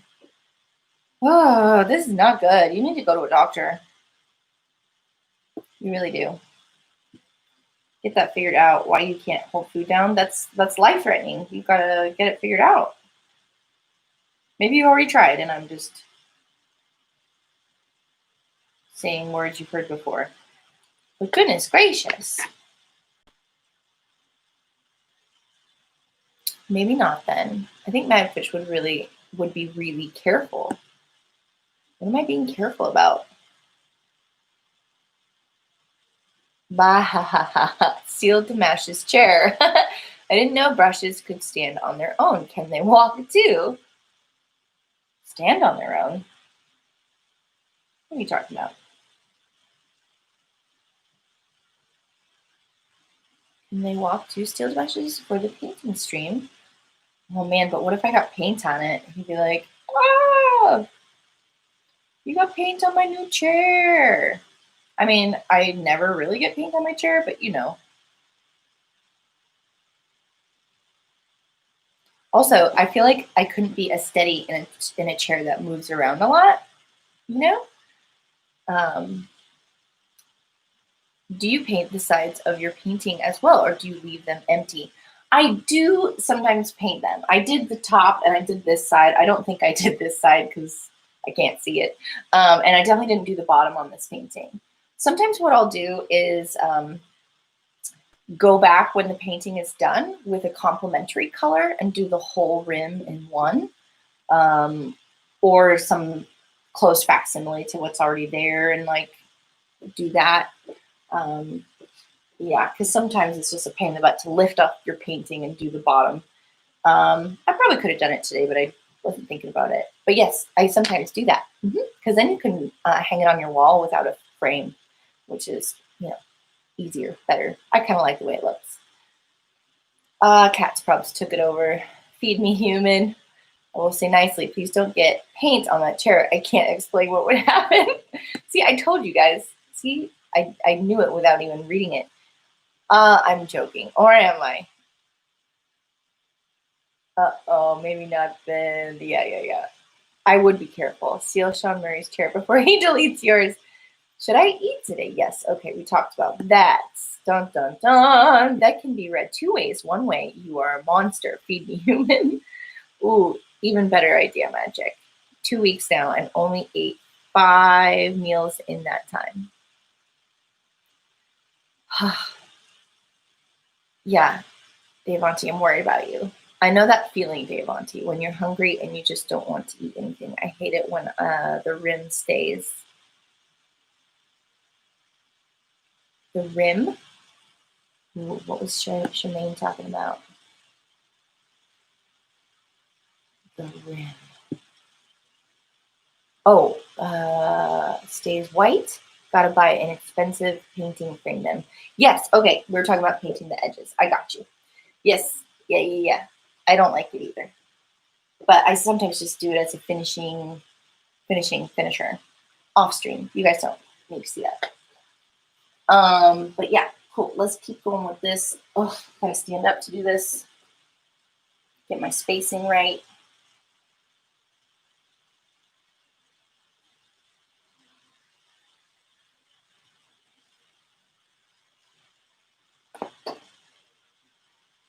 Okay, I'm starting to get to a point where that is no longer going that way, but I'm just gonna touch it up when I get there.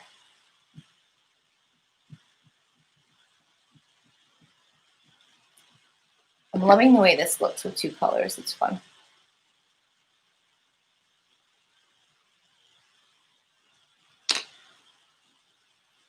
I'm gonna go from the bottom for a few.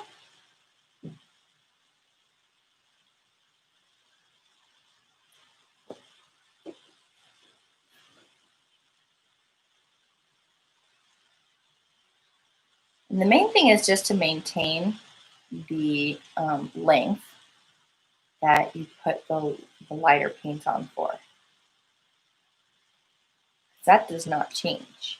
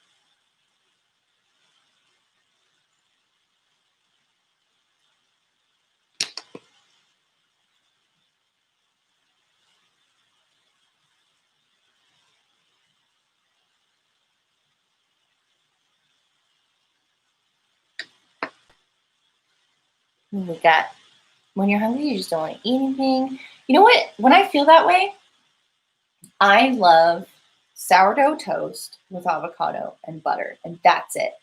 And then if you're feeling adventurous, you should have an egg with it to get some more good protein in your body. That's the only thing that I could eat when I was like super depressed and couldn't think about eating. It was the only thing that felt good.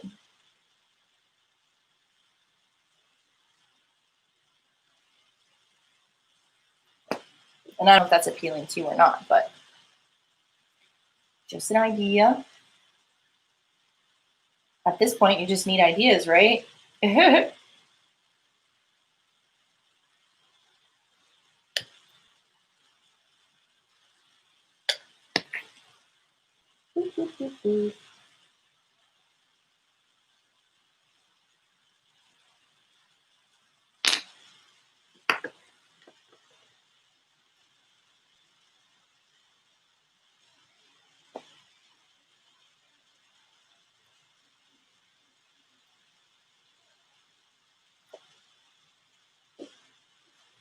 Got 2 out of 1 that time.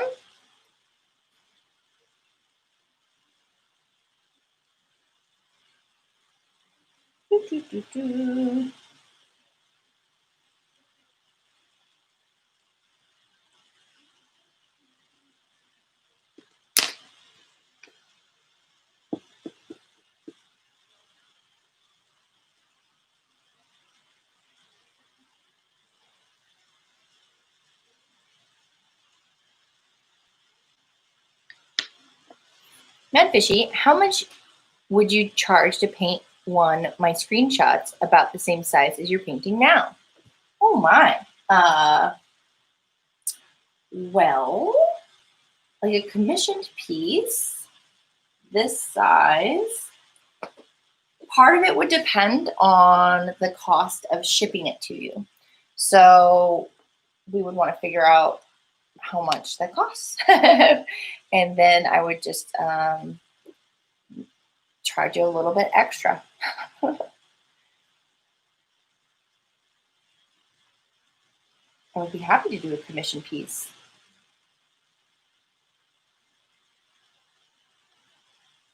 I could also spend way more time on it.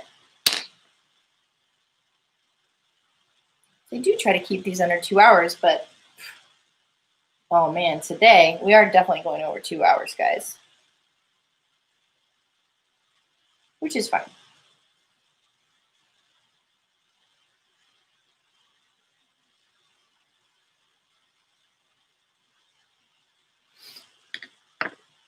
I've been eating flour tortilla shells for burritos and some crackers.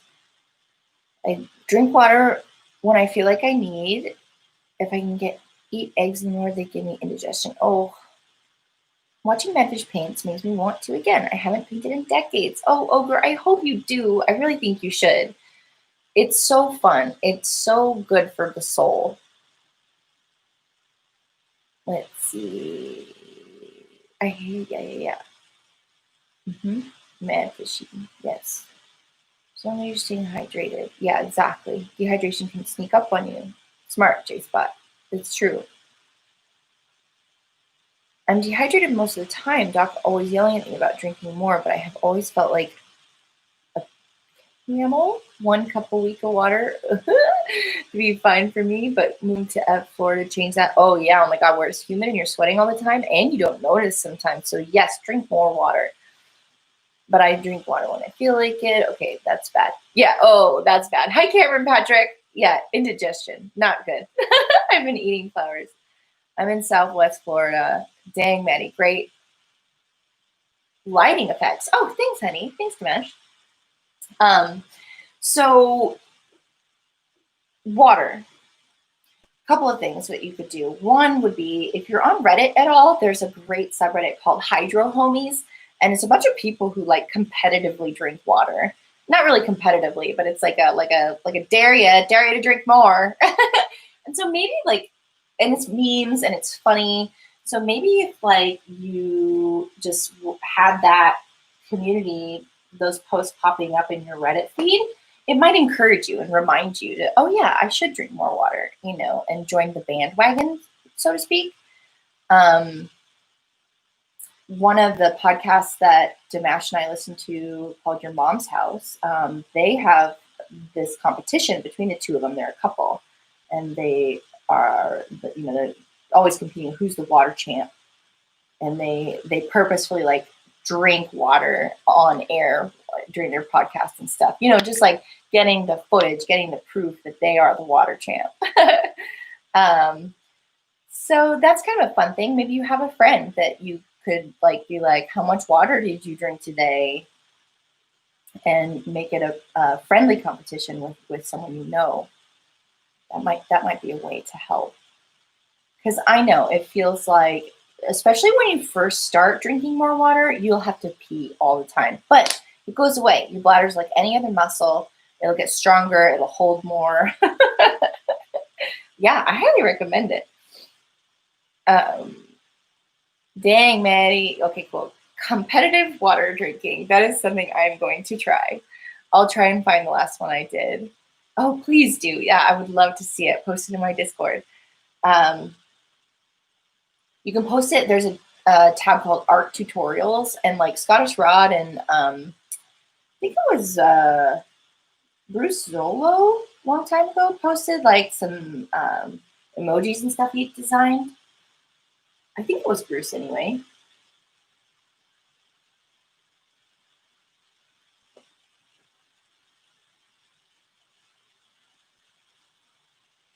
I'm actually about to try to start drinking way more water to help with my recovery process, and I'm going to be working out more, so I know I'll need to drink more water from exercising more frequently.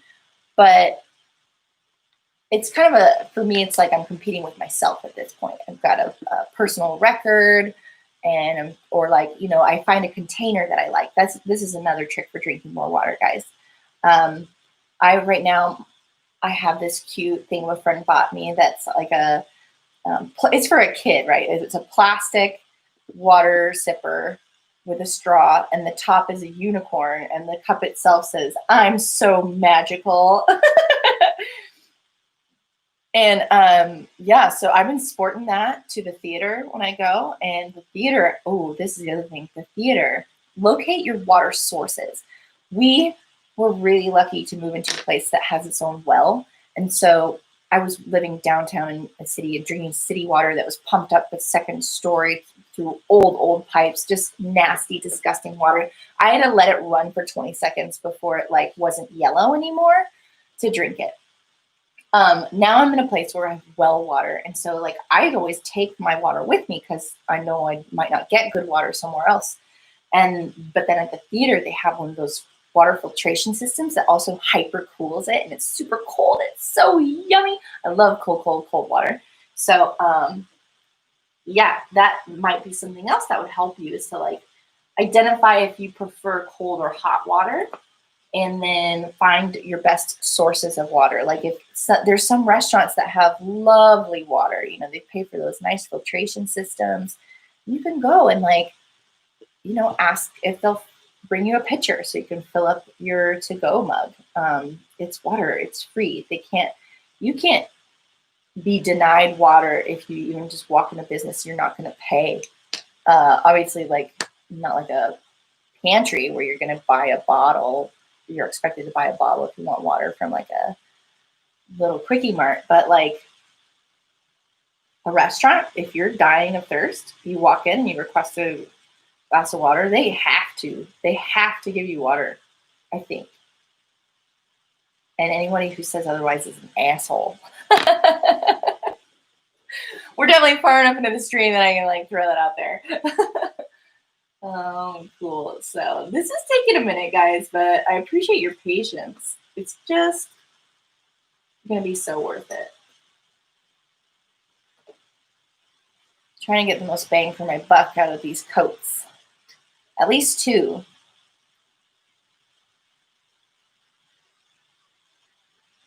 I used to work in restaurants where we charged people for our nice water. And it was something like 10 cents or something. To help pay for the maintenance of the brand new machine. It was something new we had never offered before. So she had to put the price into something, right? But it was really good water.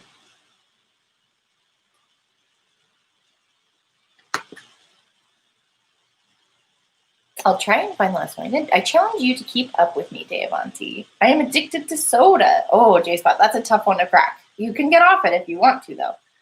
Just be careful. Drinking too much water will kill you from toxic shock if you drink more than 2 gallons in an hour. That would be really tough to do, I think. But you're right. It is not good to drink too much. I don't do cold anything. Room temp is fine most of the time. You have to drink a lot of water for that to happen. Drinking 2 gallons that fast is a bad idea no matter what. I drink 2 to 3 gallons a day. Wow, Ogre. That's amazing.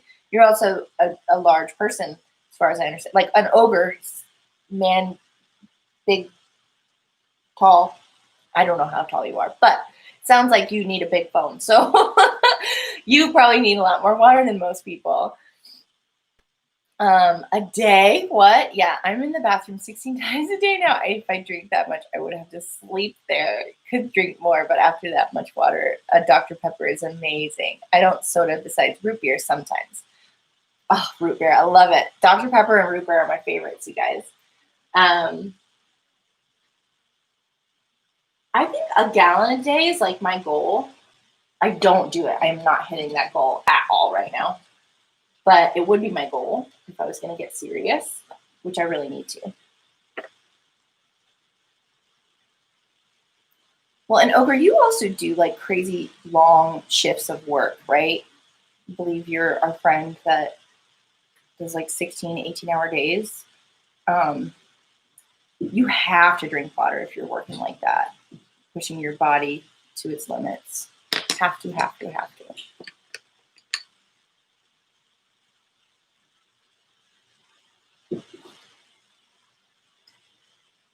Like even when people fast, they still recommend you drink water.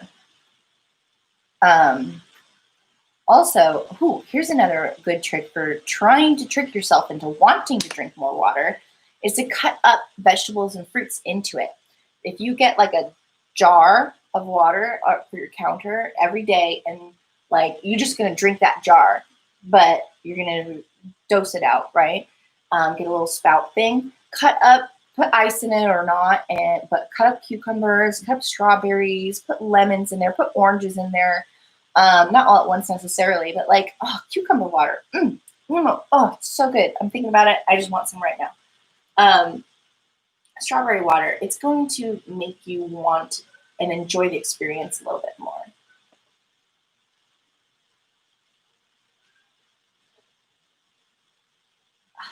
Can I get a third one? No, not really. Sort of. Oh, we're so close. We're so close to be done with this step. It's taking so long. Plus, I'm geeking out about water. That's great, though. I'm having so much fun with you guys.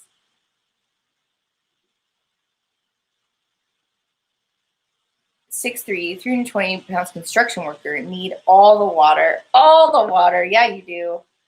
Yeah, you do. I'm 43 male, normally weigh at 145, but I'm down to 114. Davandi, that's not good. Go see a doctor, please. Or, I mean, if you haven't already seen one, Jibo. Ah, friend, I'm worried about you. That is not good weight loss. That's like something's wrong with your body. Go get answers. Listen, knowledge is power, especially when it comes to your health. So even though it might seem scary to like go figure out what's going wrong, you just got to, right? And then when you know what's happening, you then know the next steps to take. I didn't have medical insurance for a long time until I had my foot almost taken off. And fortunately, that took me out of work. So I was finally able to sign up for our statewide health insurance. And thank God for that. But so I've been able to go back and see a general practitioner, which I hadn't in a long, long time. And like I got my blood tested, and I'm not diabetic yet, but she was not impressed with my numbers and was like, you need to change your diet and exercise and do some things proactively to get on top of this. So I was like, all right, cool. And am I happy about it? No, not at all. I would love to continue eating burgers whenever I want. But that's like my weakness, guys. I love burgers. But I'm trying to love salad now. And I do, actually. I kind of like a good salad every now and then.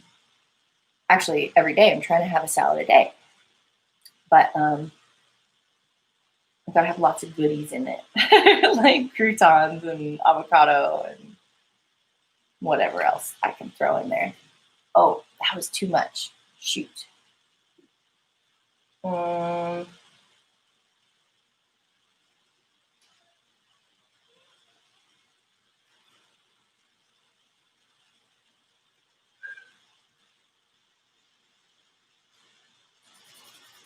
can always paint over that. And then the dark bits that I didn't get to over here. I'm so low on this dark blue. Let's see.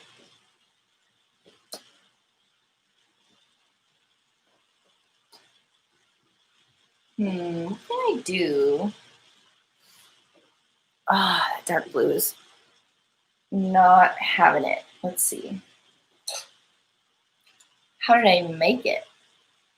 It was black and this blue. Oh, I hate trying to color match something that I already made. Ooh, I found a little more. I just had to pull it out from under the shelf. So,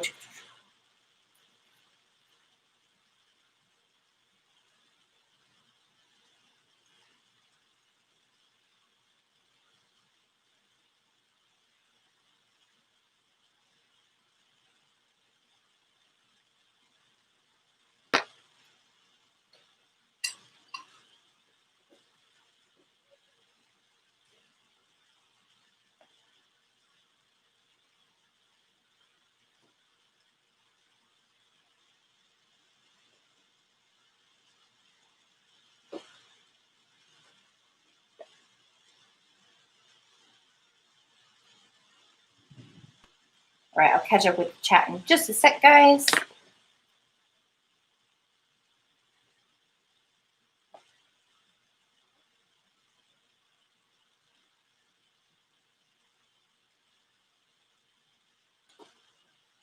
All right, decent enough. And it's not perfect, but again, we're not going for perfection. We're going for the illusion of coolness, whatever that means. So yeah, our light effect is kind of neat there.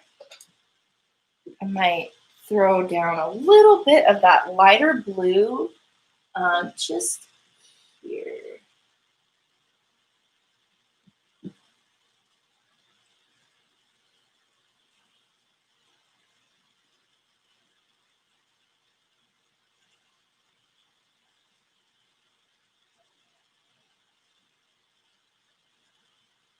Yeah.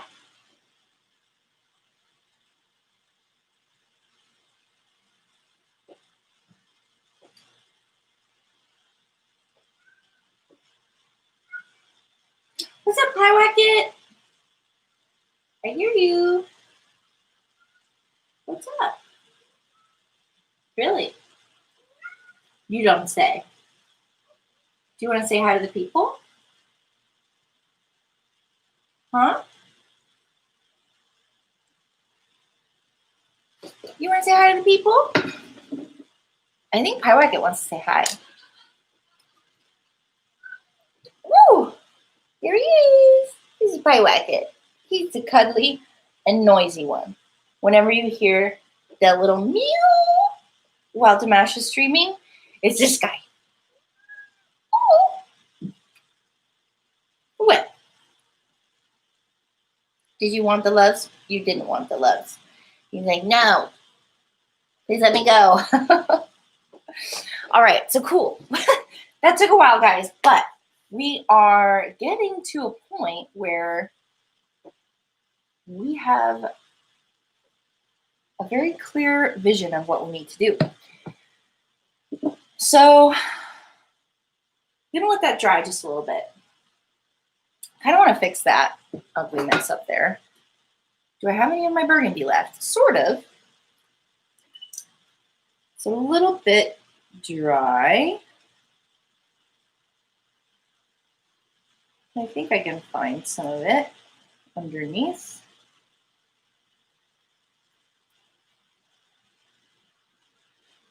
And we'll just phase that out a little bit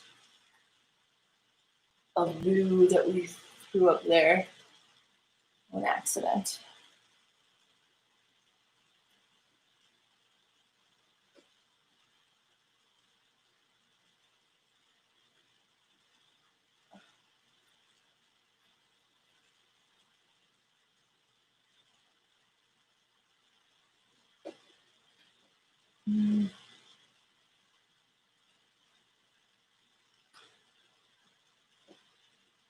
That's okay. It just stands out too much.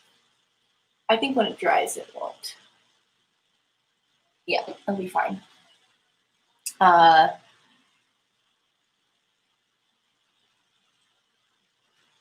So we've got our little save beacon and our silhouette of our dude to do. And then the light refraction that Shemaine remembered to point out.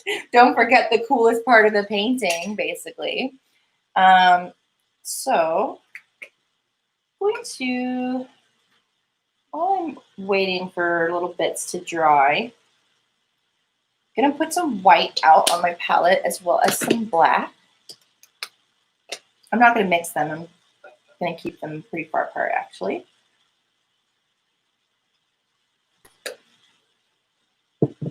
And I want to clean up this line a little bit.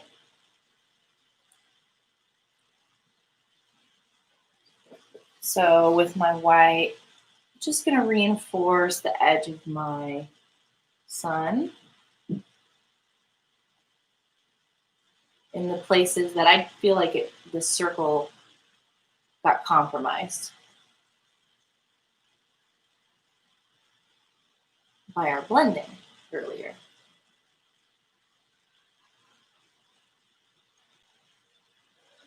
Now that's all dry, so I won't be blending at all, which is nice. You can just firm up the edge of our circle.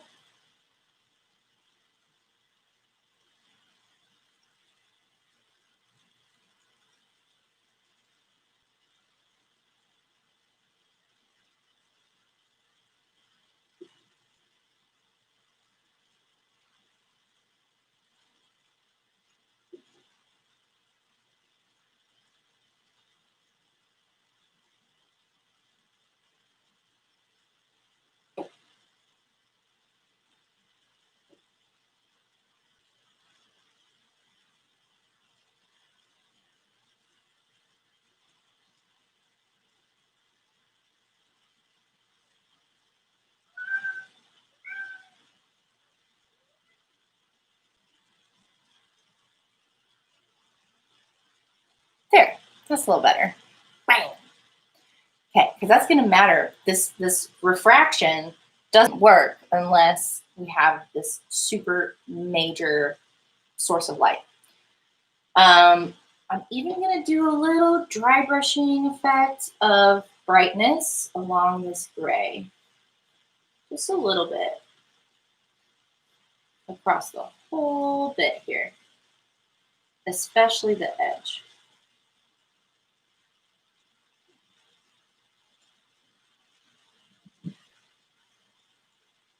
It's going to help make this look reflective.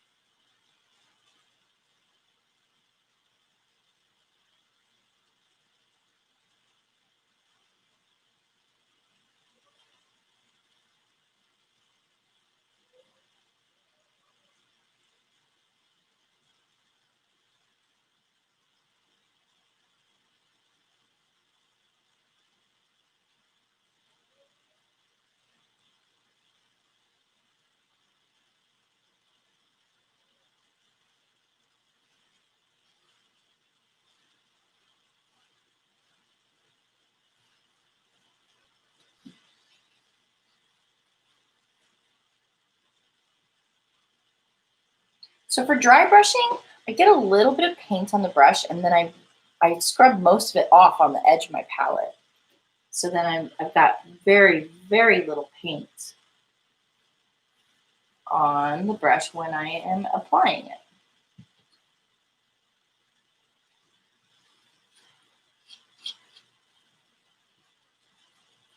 But you even saw in the screenshot that Moose submitted, this light gray was almost white. It was so bright, especially even just holding it up to you in the stream. It was so blown. It was so white. It was blown out.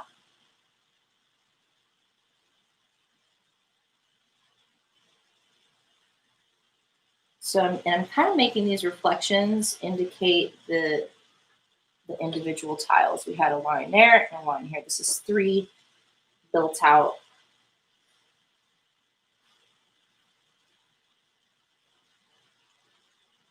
Flooring. Cool. And then I might do a little bit of that over here.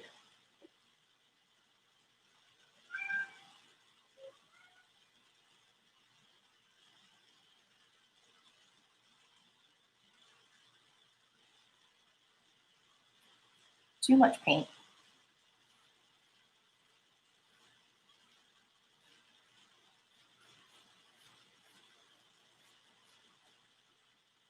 And I'm gonna sort of let it fade out towards the edges.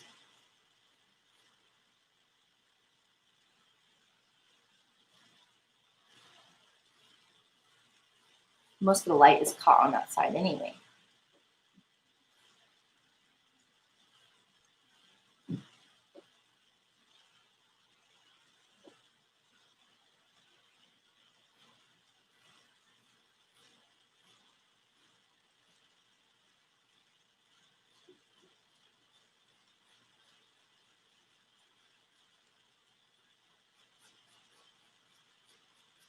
It's very shiny now, right? Yeah, we like that.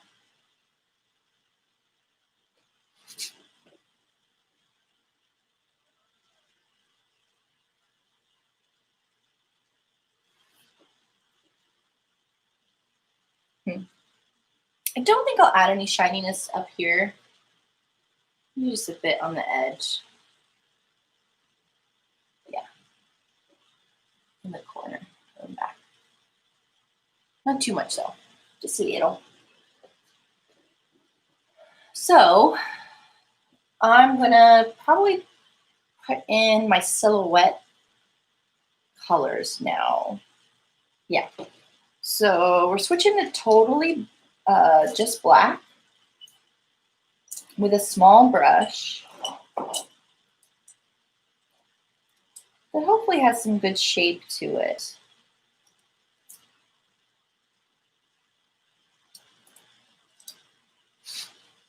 Yeah. Something like this will do.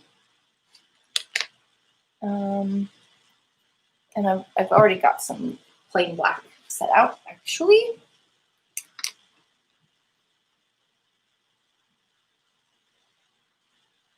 Oi, oi, ogre! Bummer, ogre. What? Oh gosh, I am so behind on chat, guys. I got so wrapped up. In dry brushing. It's a lot of fun. It's one of my favorite textures to do.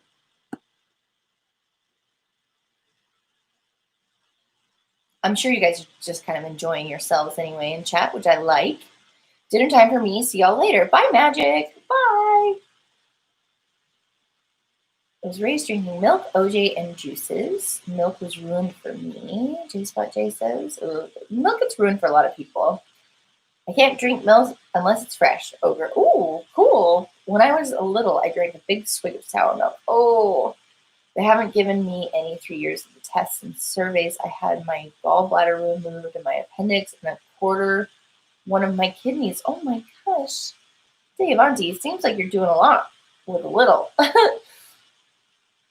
Later, Madge. Sleep time for me. See you, peeps, and have a great stream. I hope it turns out well, Mads. Thanks, Jermaine. I'm glad you stopped by. I'm sorry this is a longer one, guys. Whew. Am I ever going to finish? I think so. We'll get there. I'm a little nervous about the final step. Milk is so good. Night, Jermaine. Feed yourself after, hun. You're doing long today. I see you be hungry. Well, I'm not hungry, but other people are. Just a few years ago, I slowed down on milk, but from age 10 to 38, I drank a gallon of milk every day and also used more milk in the cereal and other breakfast things. Oh my gosh, my milk in me flooded in my stomach. Ooh, gross. Looking super mad. Oh, thanks, Dave Auntie. I'm so sorry to hear about your milk problems. Stop pasteurizing milk. It kills 90% of the good stuff. Yeah, that's true. Pretty kitty. That's how they get to it. Mom used to get super pissed at me for drinking the cream off the top, fresh delivered milk. Nice painting. You are good. Hey, thanks, Nasi. Thanks. In Denver, Colorado, they still deliver milk. Thanks for coming by the stream, too. I appreciate it.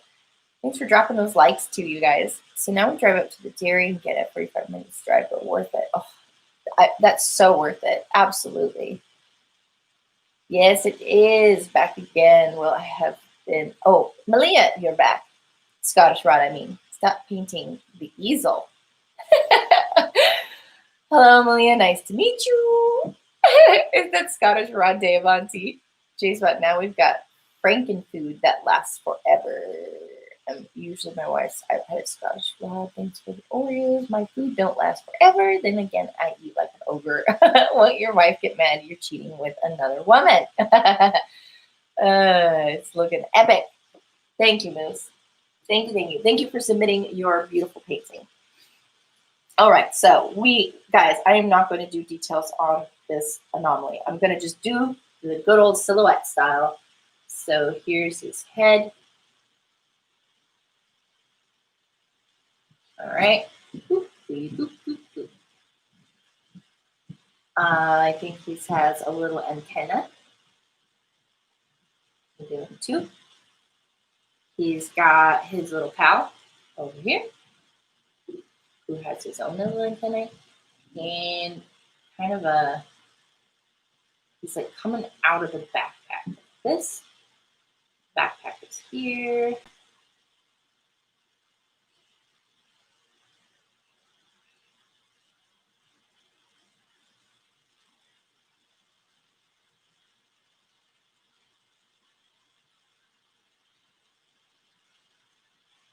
Okay, and then this is his chest armor.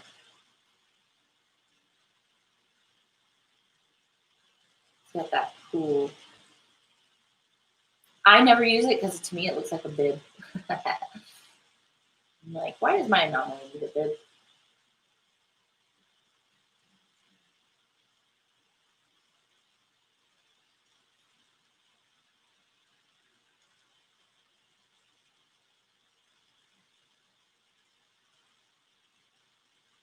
And I was going to make him VR. So we put a little handout.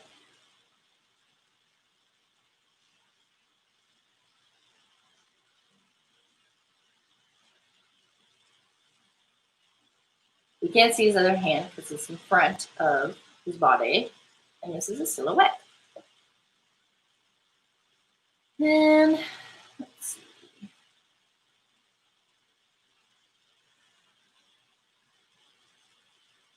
Traveler be running just a little bit. Or at least, at the very least, walking forward.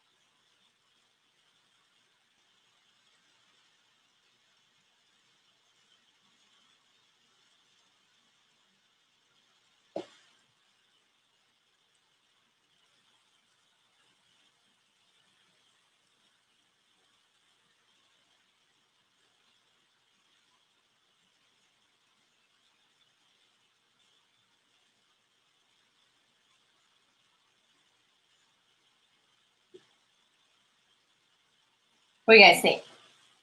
Traveler, anomaly. I feel like his little exo needs to be slightly bigger.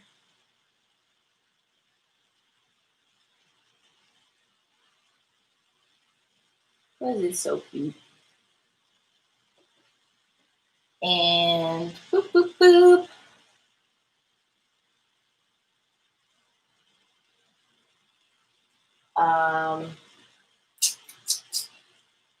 Let's see.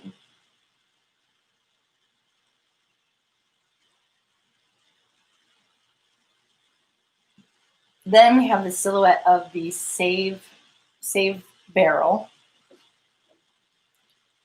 I wouldn't know. I haven't dated in 25 years and I'm single, so any dating info I have is all effed up. The only reason I think you guys put up with me is my Oreo donations. It's a mysterious traveler. Ooh, I hate Oreos, lol, so don't work for me. Dave Auntie, we enjoy you because you're you and you're here and you come and you have great energy. Even if you don't like Oreos, I think even Ogre could agree that they represent fun and enjoying of company. So yeah, it's the intention behind the Oreo. When do they add female curs? I see boobs. Oh, it's not boobs. That's the bib armor.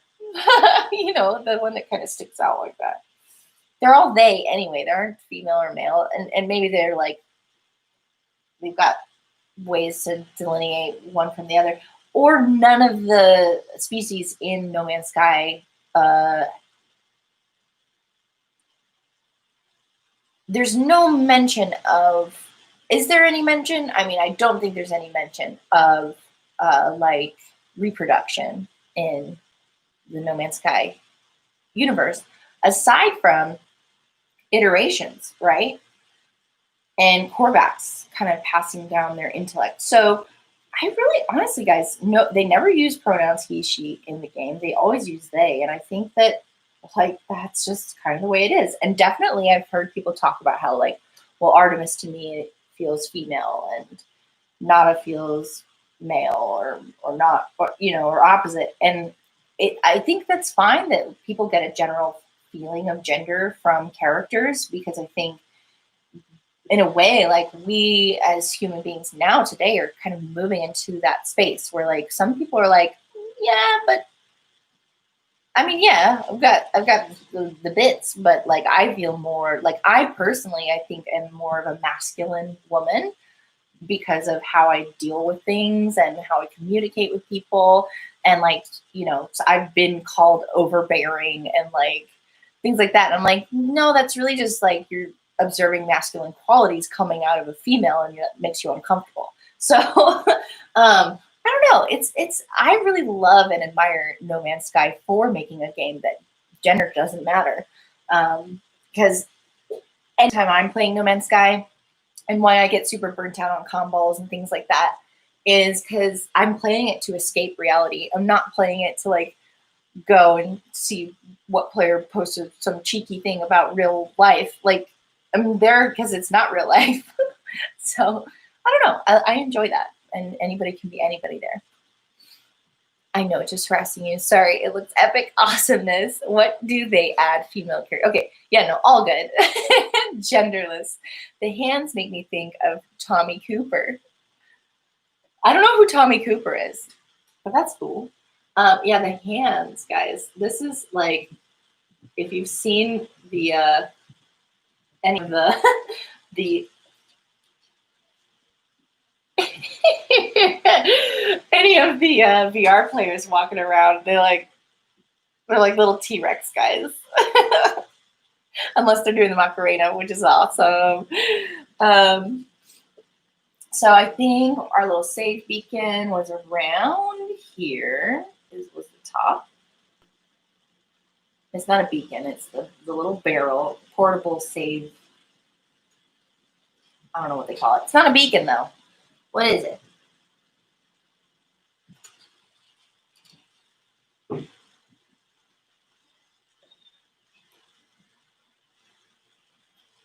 I call it a barrel. It's not really a barrel. But then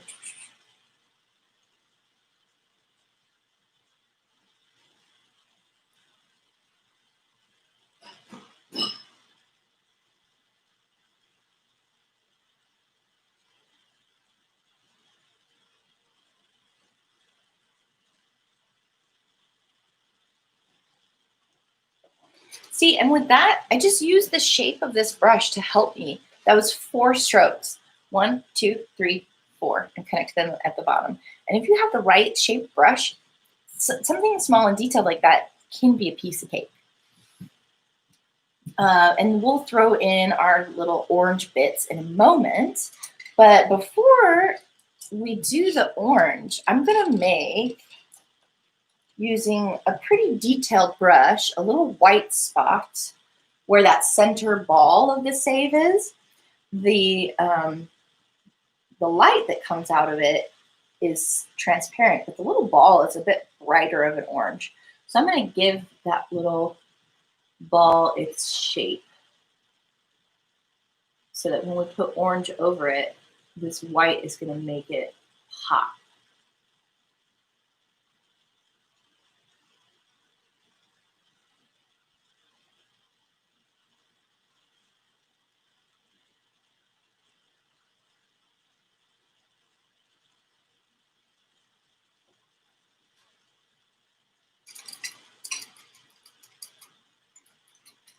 Save point. Thank you.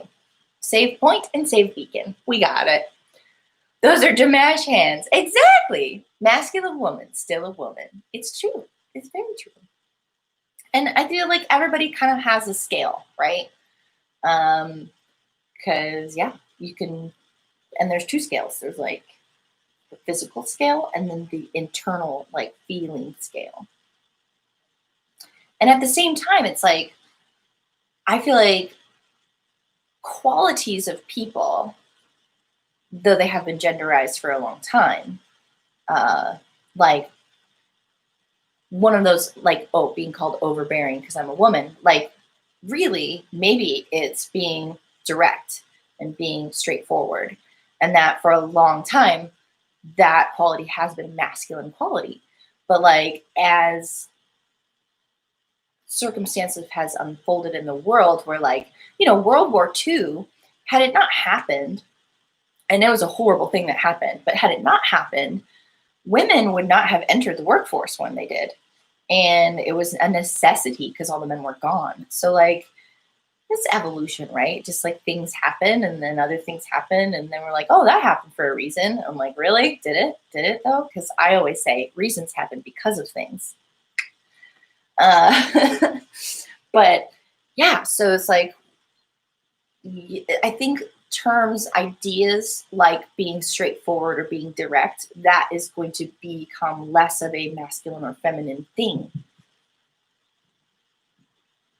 Some things will always be genderized, but like other things won't. It's like, you know, like men who like gardening because they love flowers. Like, flowers are feminine, but are they really? Because aren't we all just human, and can we not all appreciate how freaking beautiful and mind-blowingly amazing flowers are? Yeah, it's a cool thing. Boobs. I'm fine with genderless games, just I love boobs. I blame God for making men hunters and boobs look like targets, and girls wonder why we stare. Oh, damn, Auntie. You're funny. It's great. You know, you gotta have a sense of humor about everything. And yes, boobs are beautiful. Boobs are amazing. I had a scale till I stepped on it. Found out it don't go past 250. Oh my goodness. You guys are making me laugh. I'm having so much fun with you today. I'm procrastinating these final steps.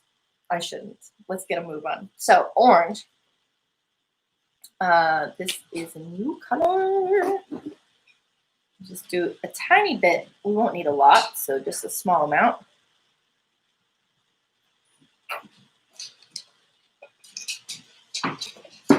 Hi, Ellie Mae.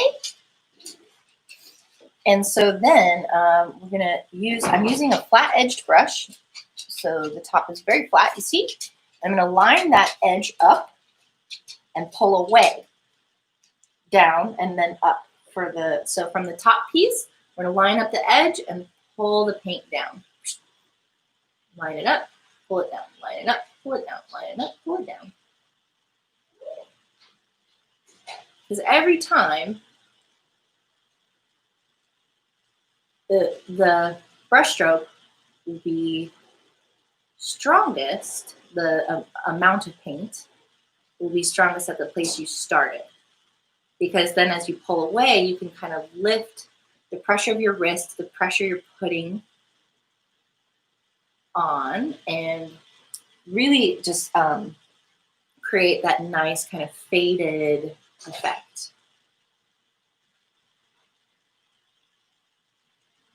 And then I'm sort of dry brushing it now, so that fade is super subtle and pretty. And then we'll do the same thing on the bottom. So getting fresh paint on the brush, and we'll start lining up our brush and pulling away. We're going up this time. I'll need a smaller brush for that space.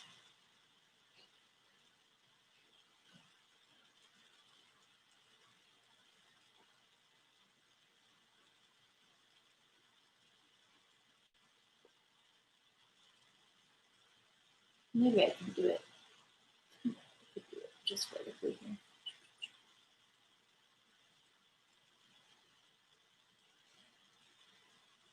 Okay, and just feather it out very lightly. And then we'll use another small detail brush to pop some orange right on top of that white spot that we made. And it's going to be super bright.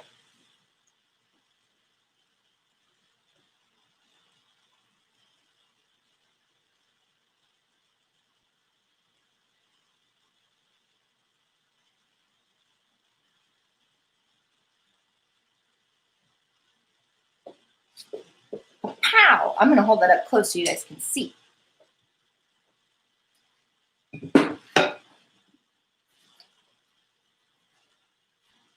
There's our little save point.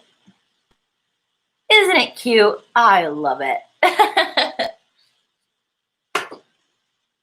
All right, so what's left is a flare of blue and the big oval of the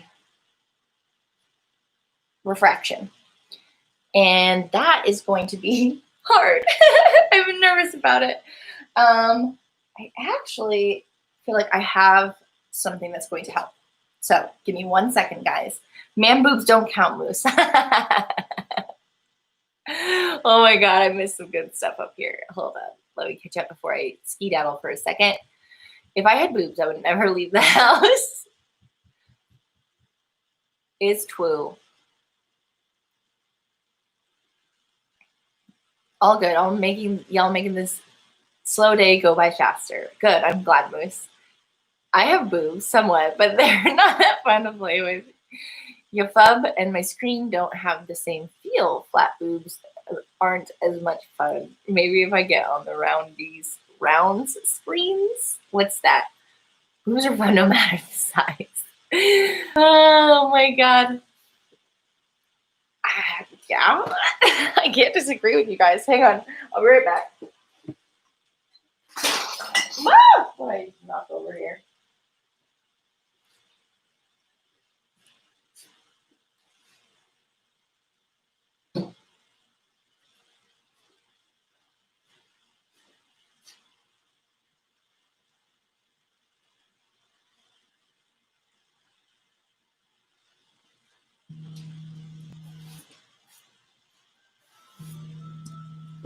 Oh,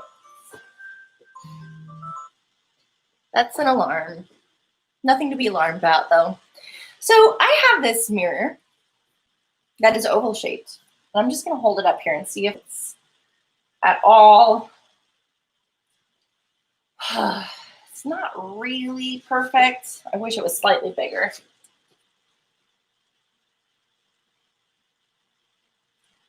This is one of those moments where the Shemaine was asking earlier, I think it was Shemaine, about, or maybe it was J-Spot.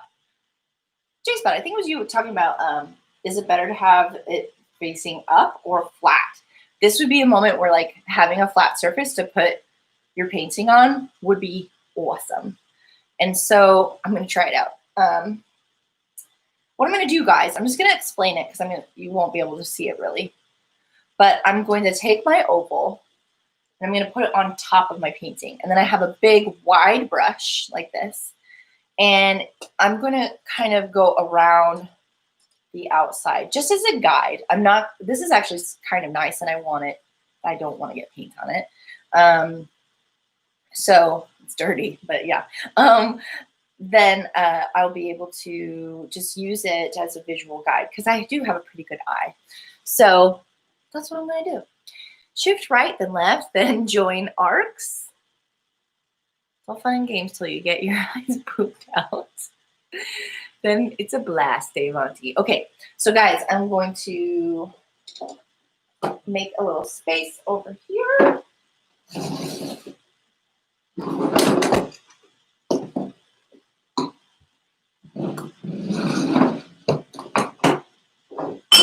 Oh gosh. You know, just trying to spill coffee on my tablet. Ugh, cold coffee.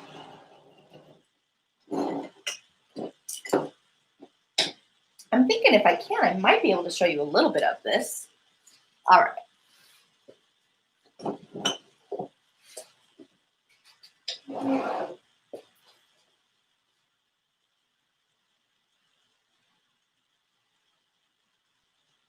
So, see if you guys can see.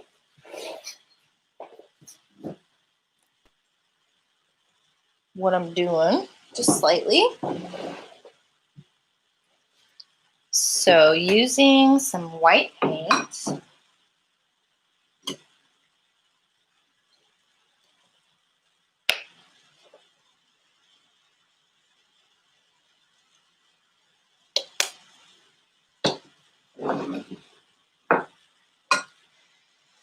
And I'm going to try to dry brush this. I don't want it to be super opaque. So I'm dabbing some of that paint off on the side. And I've placed my oval with the light source directly centered underneath. So then I'm just going to use this as a guide and very lightly dry brush an oval on here.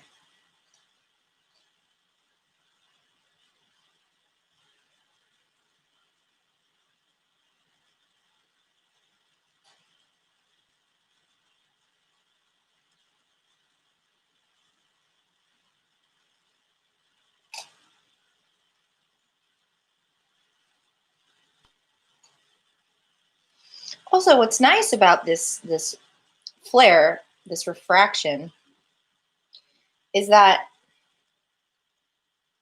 it isn't a solid shape. It does have places where it fades out.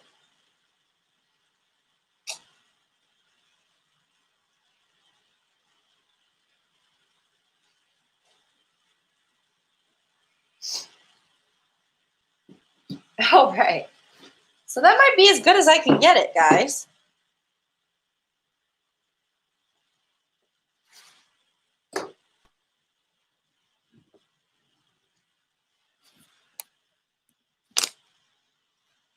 It's given us a nice guide, you know, to keep going. So this is cool. I'm loving my new setup, guys. So yeah, pretty decent. I can kind of touch this up with some freehand.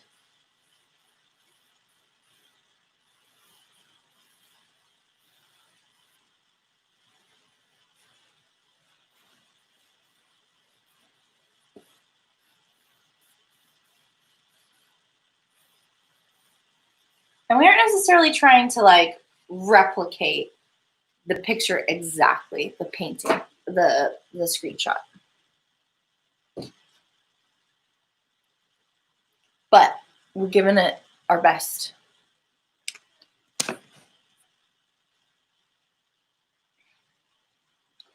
So there's the outline of our refraction. The other thing we'll need is a pretty, there's a blue flare that comes out horizontally from the center light source. So with my regular old blue, unmixed, I'm going to dry brush a little bit of that on here.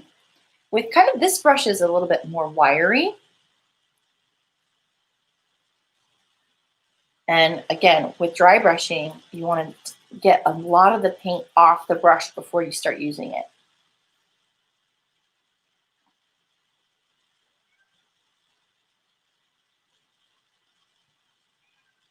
And this flare kind of starts wider and then comes out to a point.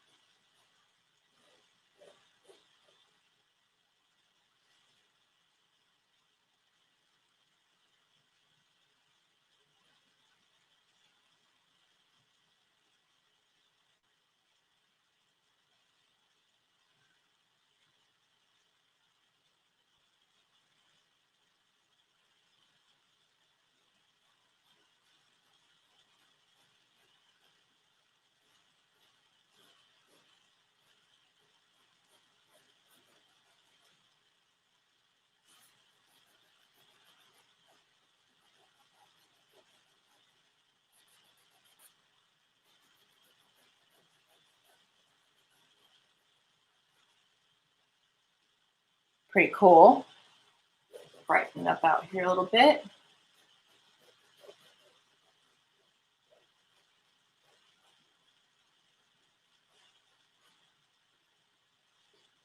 And then within the refraction, we've got a rainbow. And I just want to make sure if it's a complete rainbow or not, because I wasn't sure I saw all the colors, but we're going to double check. Yeah, I mean, I see a red, orange, yellow, sort of a green, I guess, and blue, but not really a purple. Some of the purple does come in from the nebula. We didn't really focus on that with our background. I'm going to leave it be because our background's so pretty. And we'll just focus on red, orange, yellow, green, and blue. Where's my orange? There she is. Boop, boop. All right. So that's what we're going to focus on. This is going to be a little tough. The red starts in the center. We're just going to try to bring it in, leaving a little white on all the edges.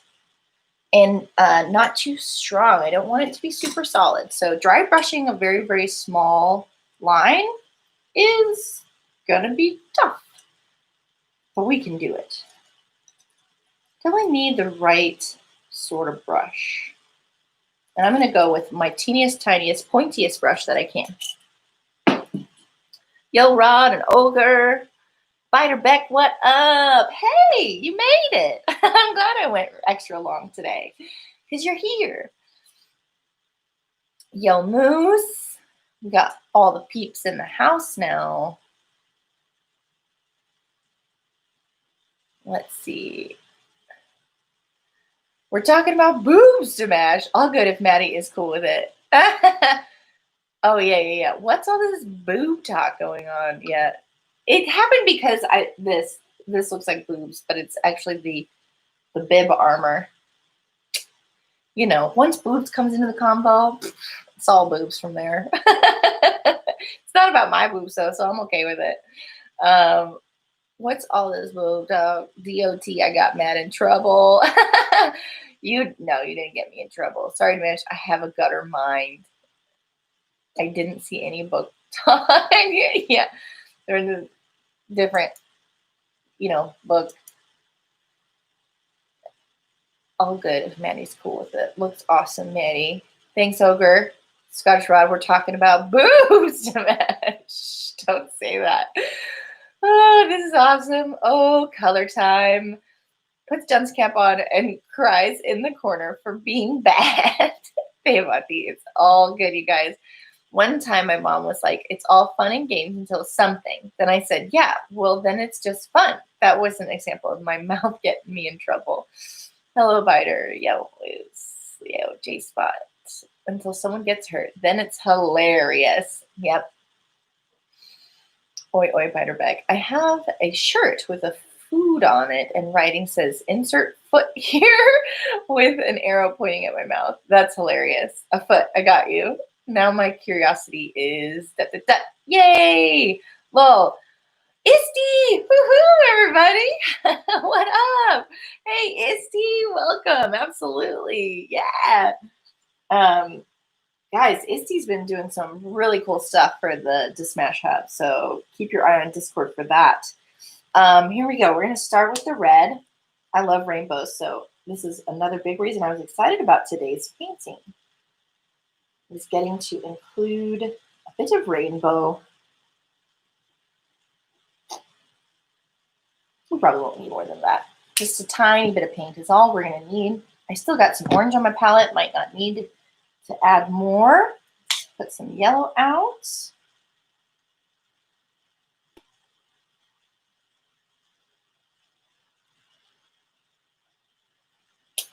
And green.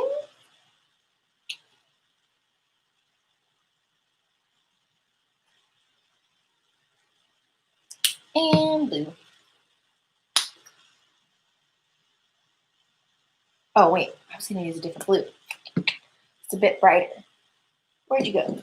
Where'd you go? There it is. This one. Purdy.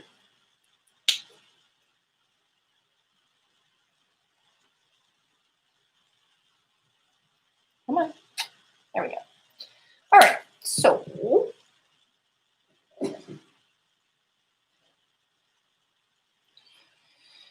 red. Here we go.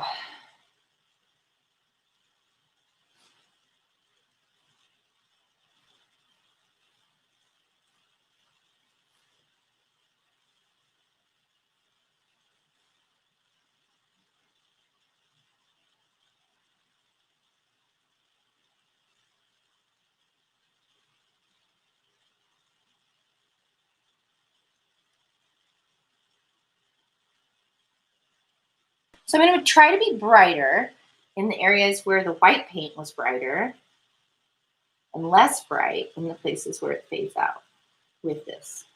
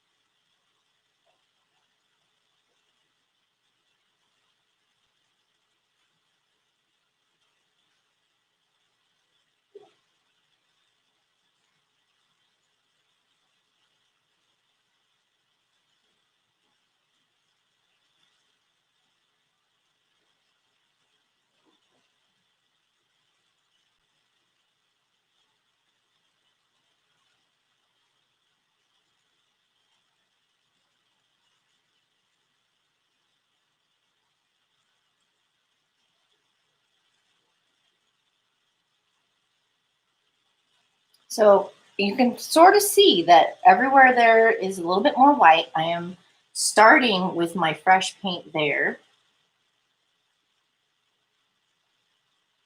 so it can fade out in the more dry brushed areas.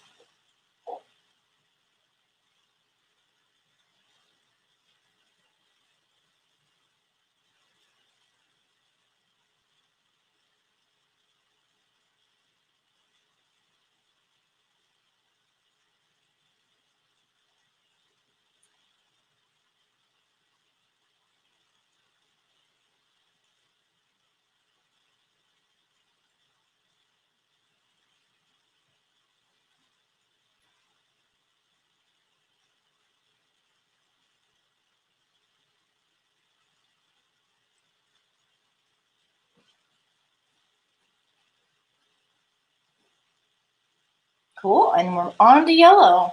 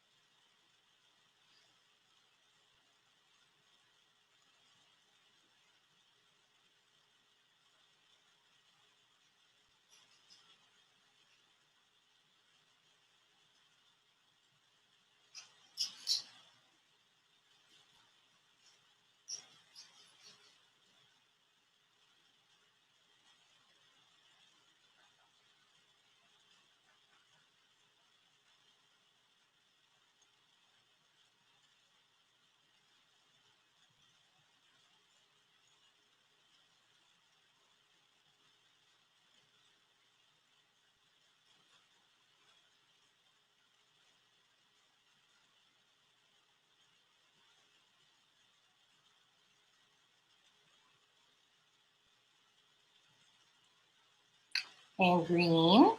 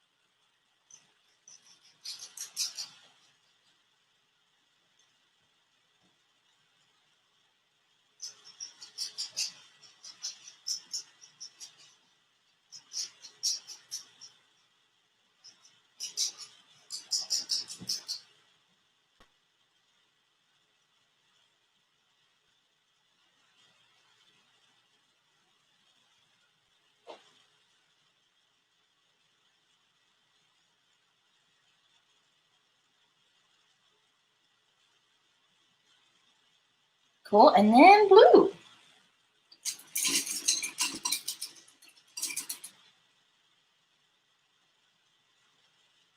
I just gave my brush a quick rinse before the blue because from red to orange to yellow to green, like all those colors kind of blend into each other so well. But I want my blue to be nice and stand out. It is the last one we're putting on.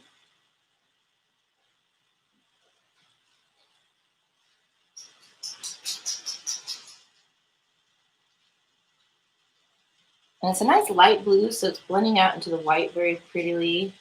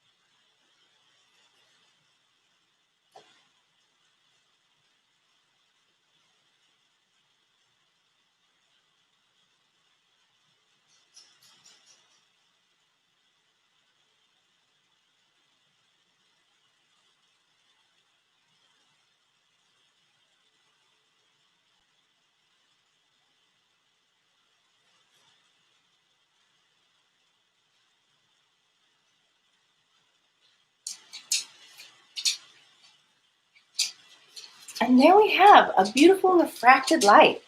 I've got all those colors on there except for purple, and that's just fine. Up close, you guys.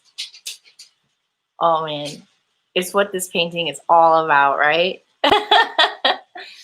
I do think one thing I might do is just lightly. There's a good lightly brush. Take a little white, very, very dry brushed on a small detail brush, and just give this blue flaring a little bit more of a transition into the white, or from the white.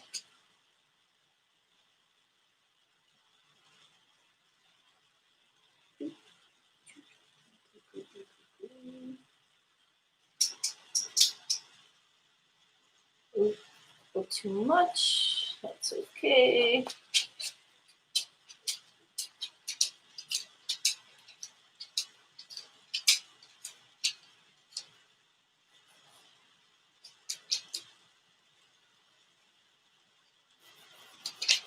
Sometimes you start fussing with things and you're like, no, I shouldn't have fussed with it.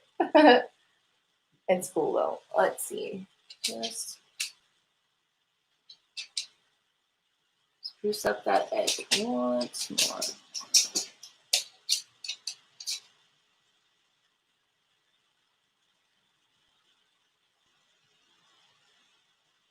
And you can always let something lie and come back to it and judge a little more later on another day. We've been going and painting for a while now. So even if I figure I want to work on this slightly more, I can save it for another day, right? But we did it. This is Moose's inspiration painting today, you guys. And I'm so happy you were all here to see it through with me. And it's great because we got a few wonderful, beautiful people hopping in here at the end. So you guys got to see the finishing touches today. I'm so stoked. The original photo, for anybody who didn't get to see it, it's in my Discord for one. So join my Discord. You can be my inspiration maybe sometime in the future by posting your screenshots in the NMS screenshots tab in my Discord. But this was our inspiration photo. Screenshot. And we're never trying to totally replicate the thing. We're just throwing it out there with inspiration and my impressionist style. And your style might be totally different from mine, but I hope you had fun going along step by step with me, if that's what you're doing today or in the future. So thanks to everybody who was in the chat, and I'm just going to quickly see what y'all been talking about for a minute. Cool lens flare. Hi, Jeffus. I haven't seen you in a minute. Really nice to see you in the chat. Awesome. Let's see. Isti came in as the last thing I remember reading. So nice to meet you, Isti. Oreos for you. Fighter Beck put rainbows and rocket ships. Isti, are you a spider climbing the water spout? Itsy. Oh my God, I'm saying it wrong. Itsy. I'm so sorry. Demonti, no, because then I would be misspelling my name. Yeah, it is Isti. Oh my God, you confused me. If you haven't noticed, I can't spell. Isti is missing the M. I is a stupid human. No, you're not. Don't say those nasty things about yourself. Isti is Isti. Spelling only matters if you can't understand what you say. Isti, blood, autocorrect. It's all good, but you'd be amazed how many folks read it as Itsy. It's also like a subscription makeup chain thing. Subscription box, Itsy for makeup. I've never done it, but I know people who have. I spend a lot of time confusing myself so I can understand other people. I read it as Itsy for a bit, won't lie. Hi peeps, cool lens flare. Yo, Jeffes. I hate writing words. I write it down and can't read it ever again because I spell stuff different all the time. Can't spell, dyslexia and stupid make reading and writing super difficult. Yeah, it does. Sure does. And I'm grateful not to really have dyslexia. I know it's a really tough thing, but it doesn't make you any less wonderful. And super epic moose painting. Yeah, beautiful. It's like an ink blotter test. I failed. They ask what I see, and I tell them it's a painting of moose in space, and the white coats are coming to take me away. They're coming to take me away. No, Devonti, you're fine. But you do need to see a doctor about your eating thing. To the happy farm. That's looking fantastic. Thanks, Spider. Isti, do you stream? I can't find your channel. So good, Madfish. Thank you, Isti. No day spot. I don't stream. What? Ooh. Let's see. Let's see.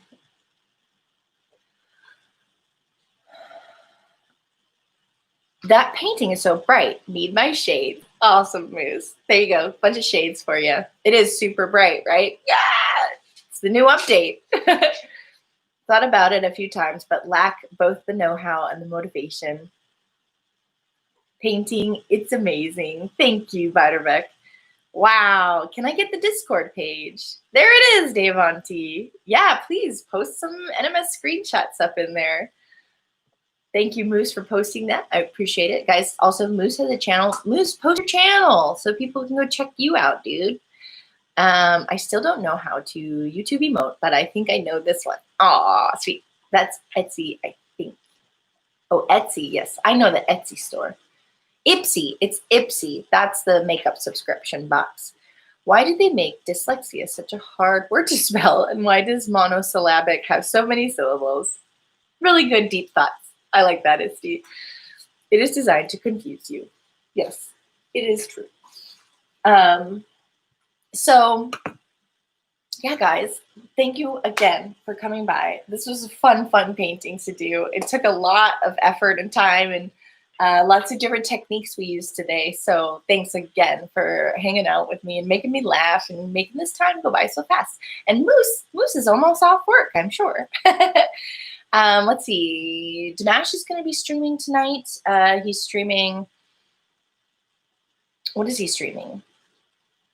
Dimash is going to stream Final Fantasy VII Remake. And that'll be around 10 p.m. Pacific time. I am worried just now thinking that I might be cutting into Meow Meow 10's stream.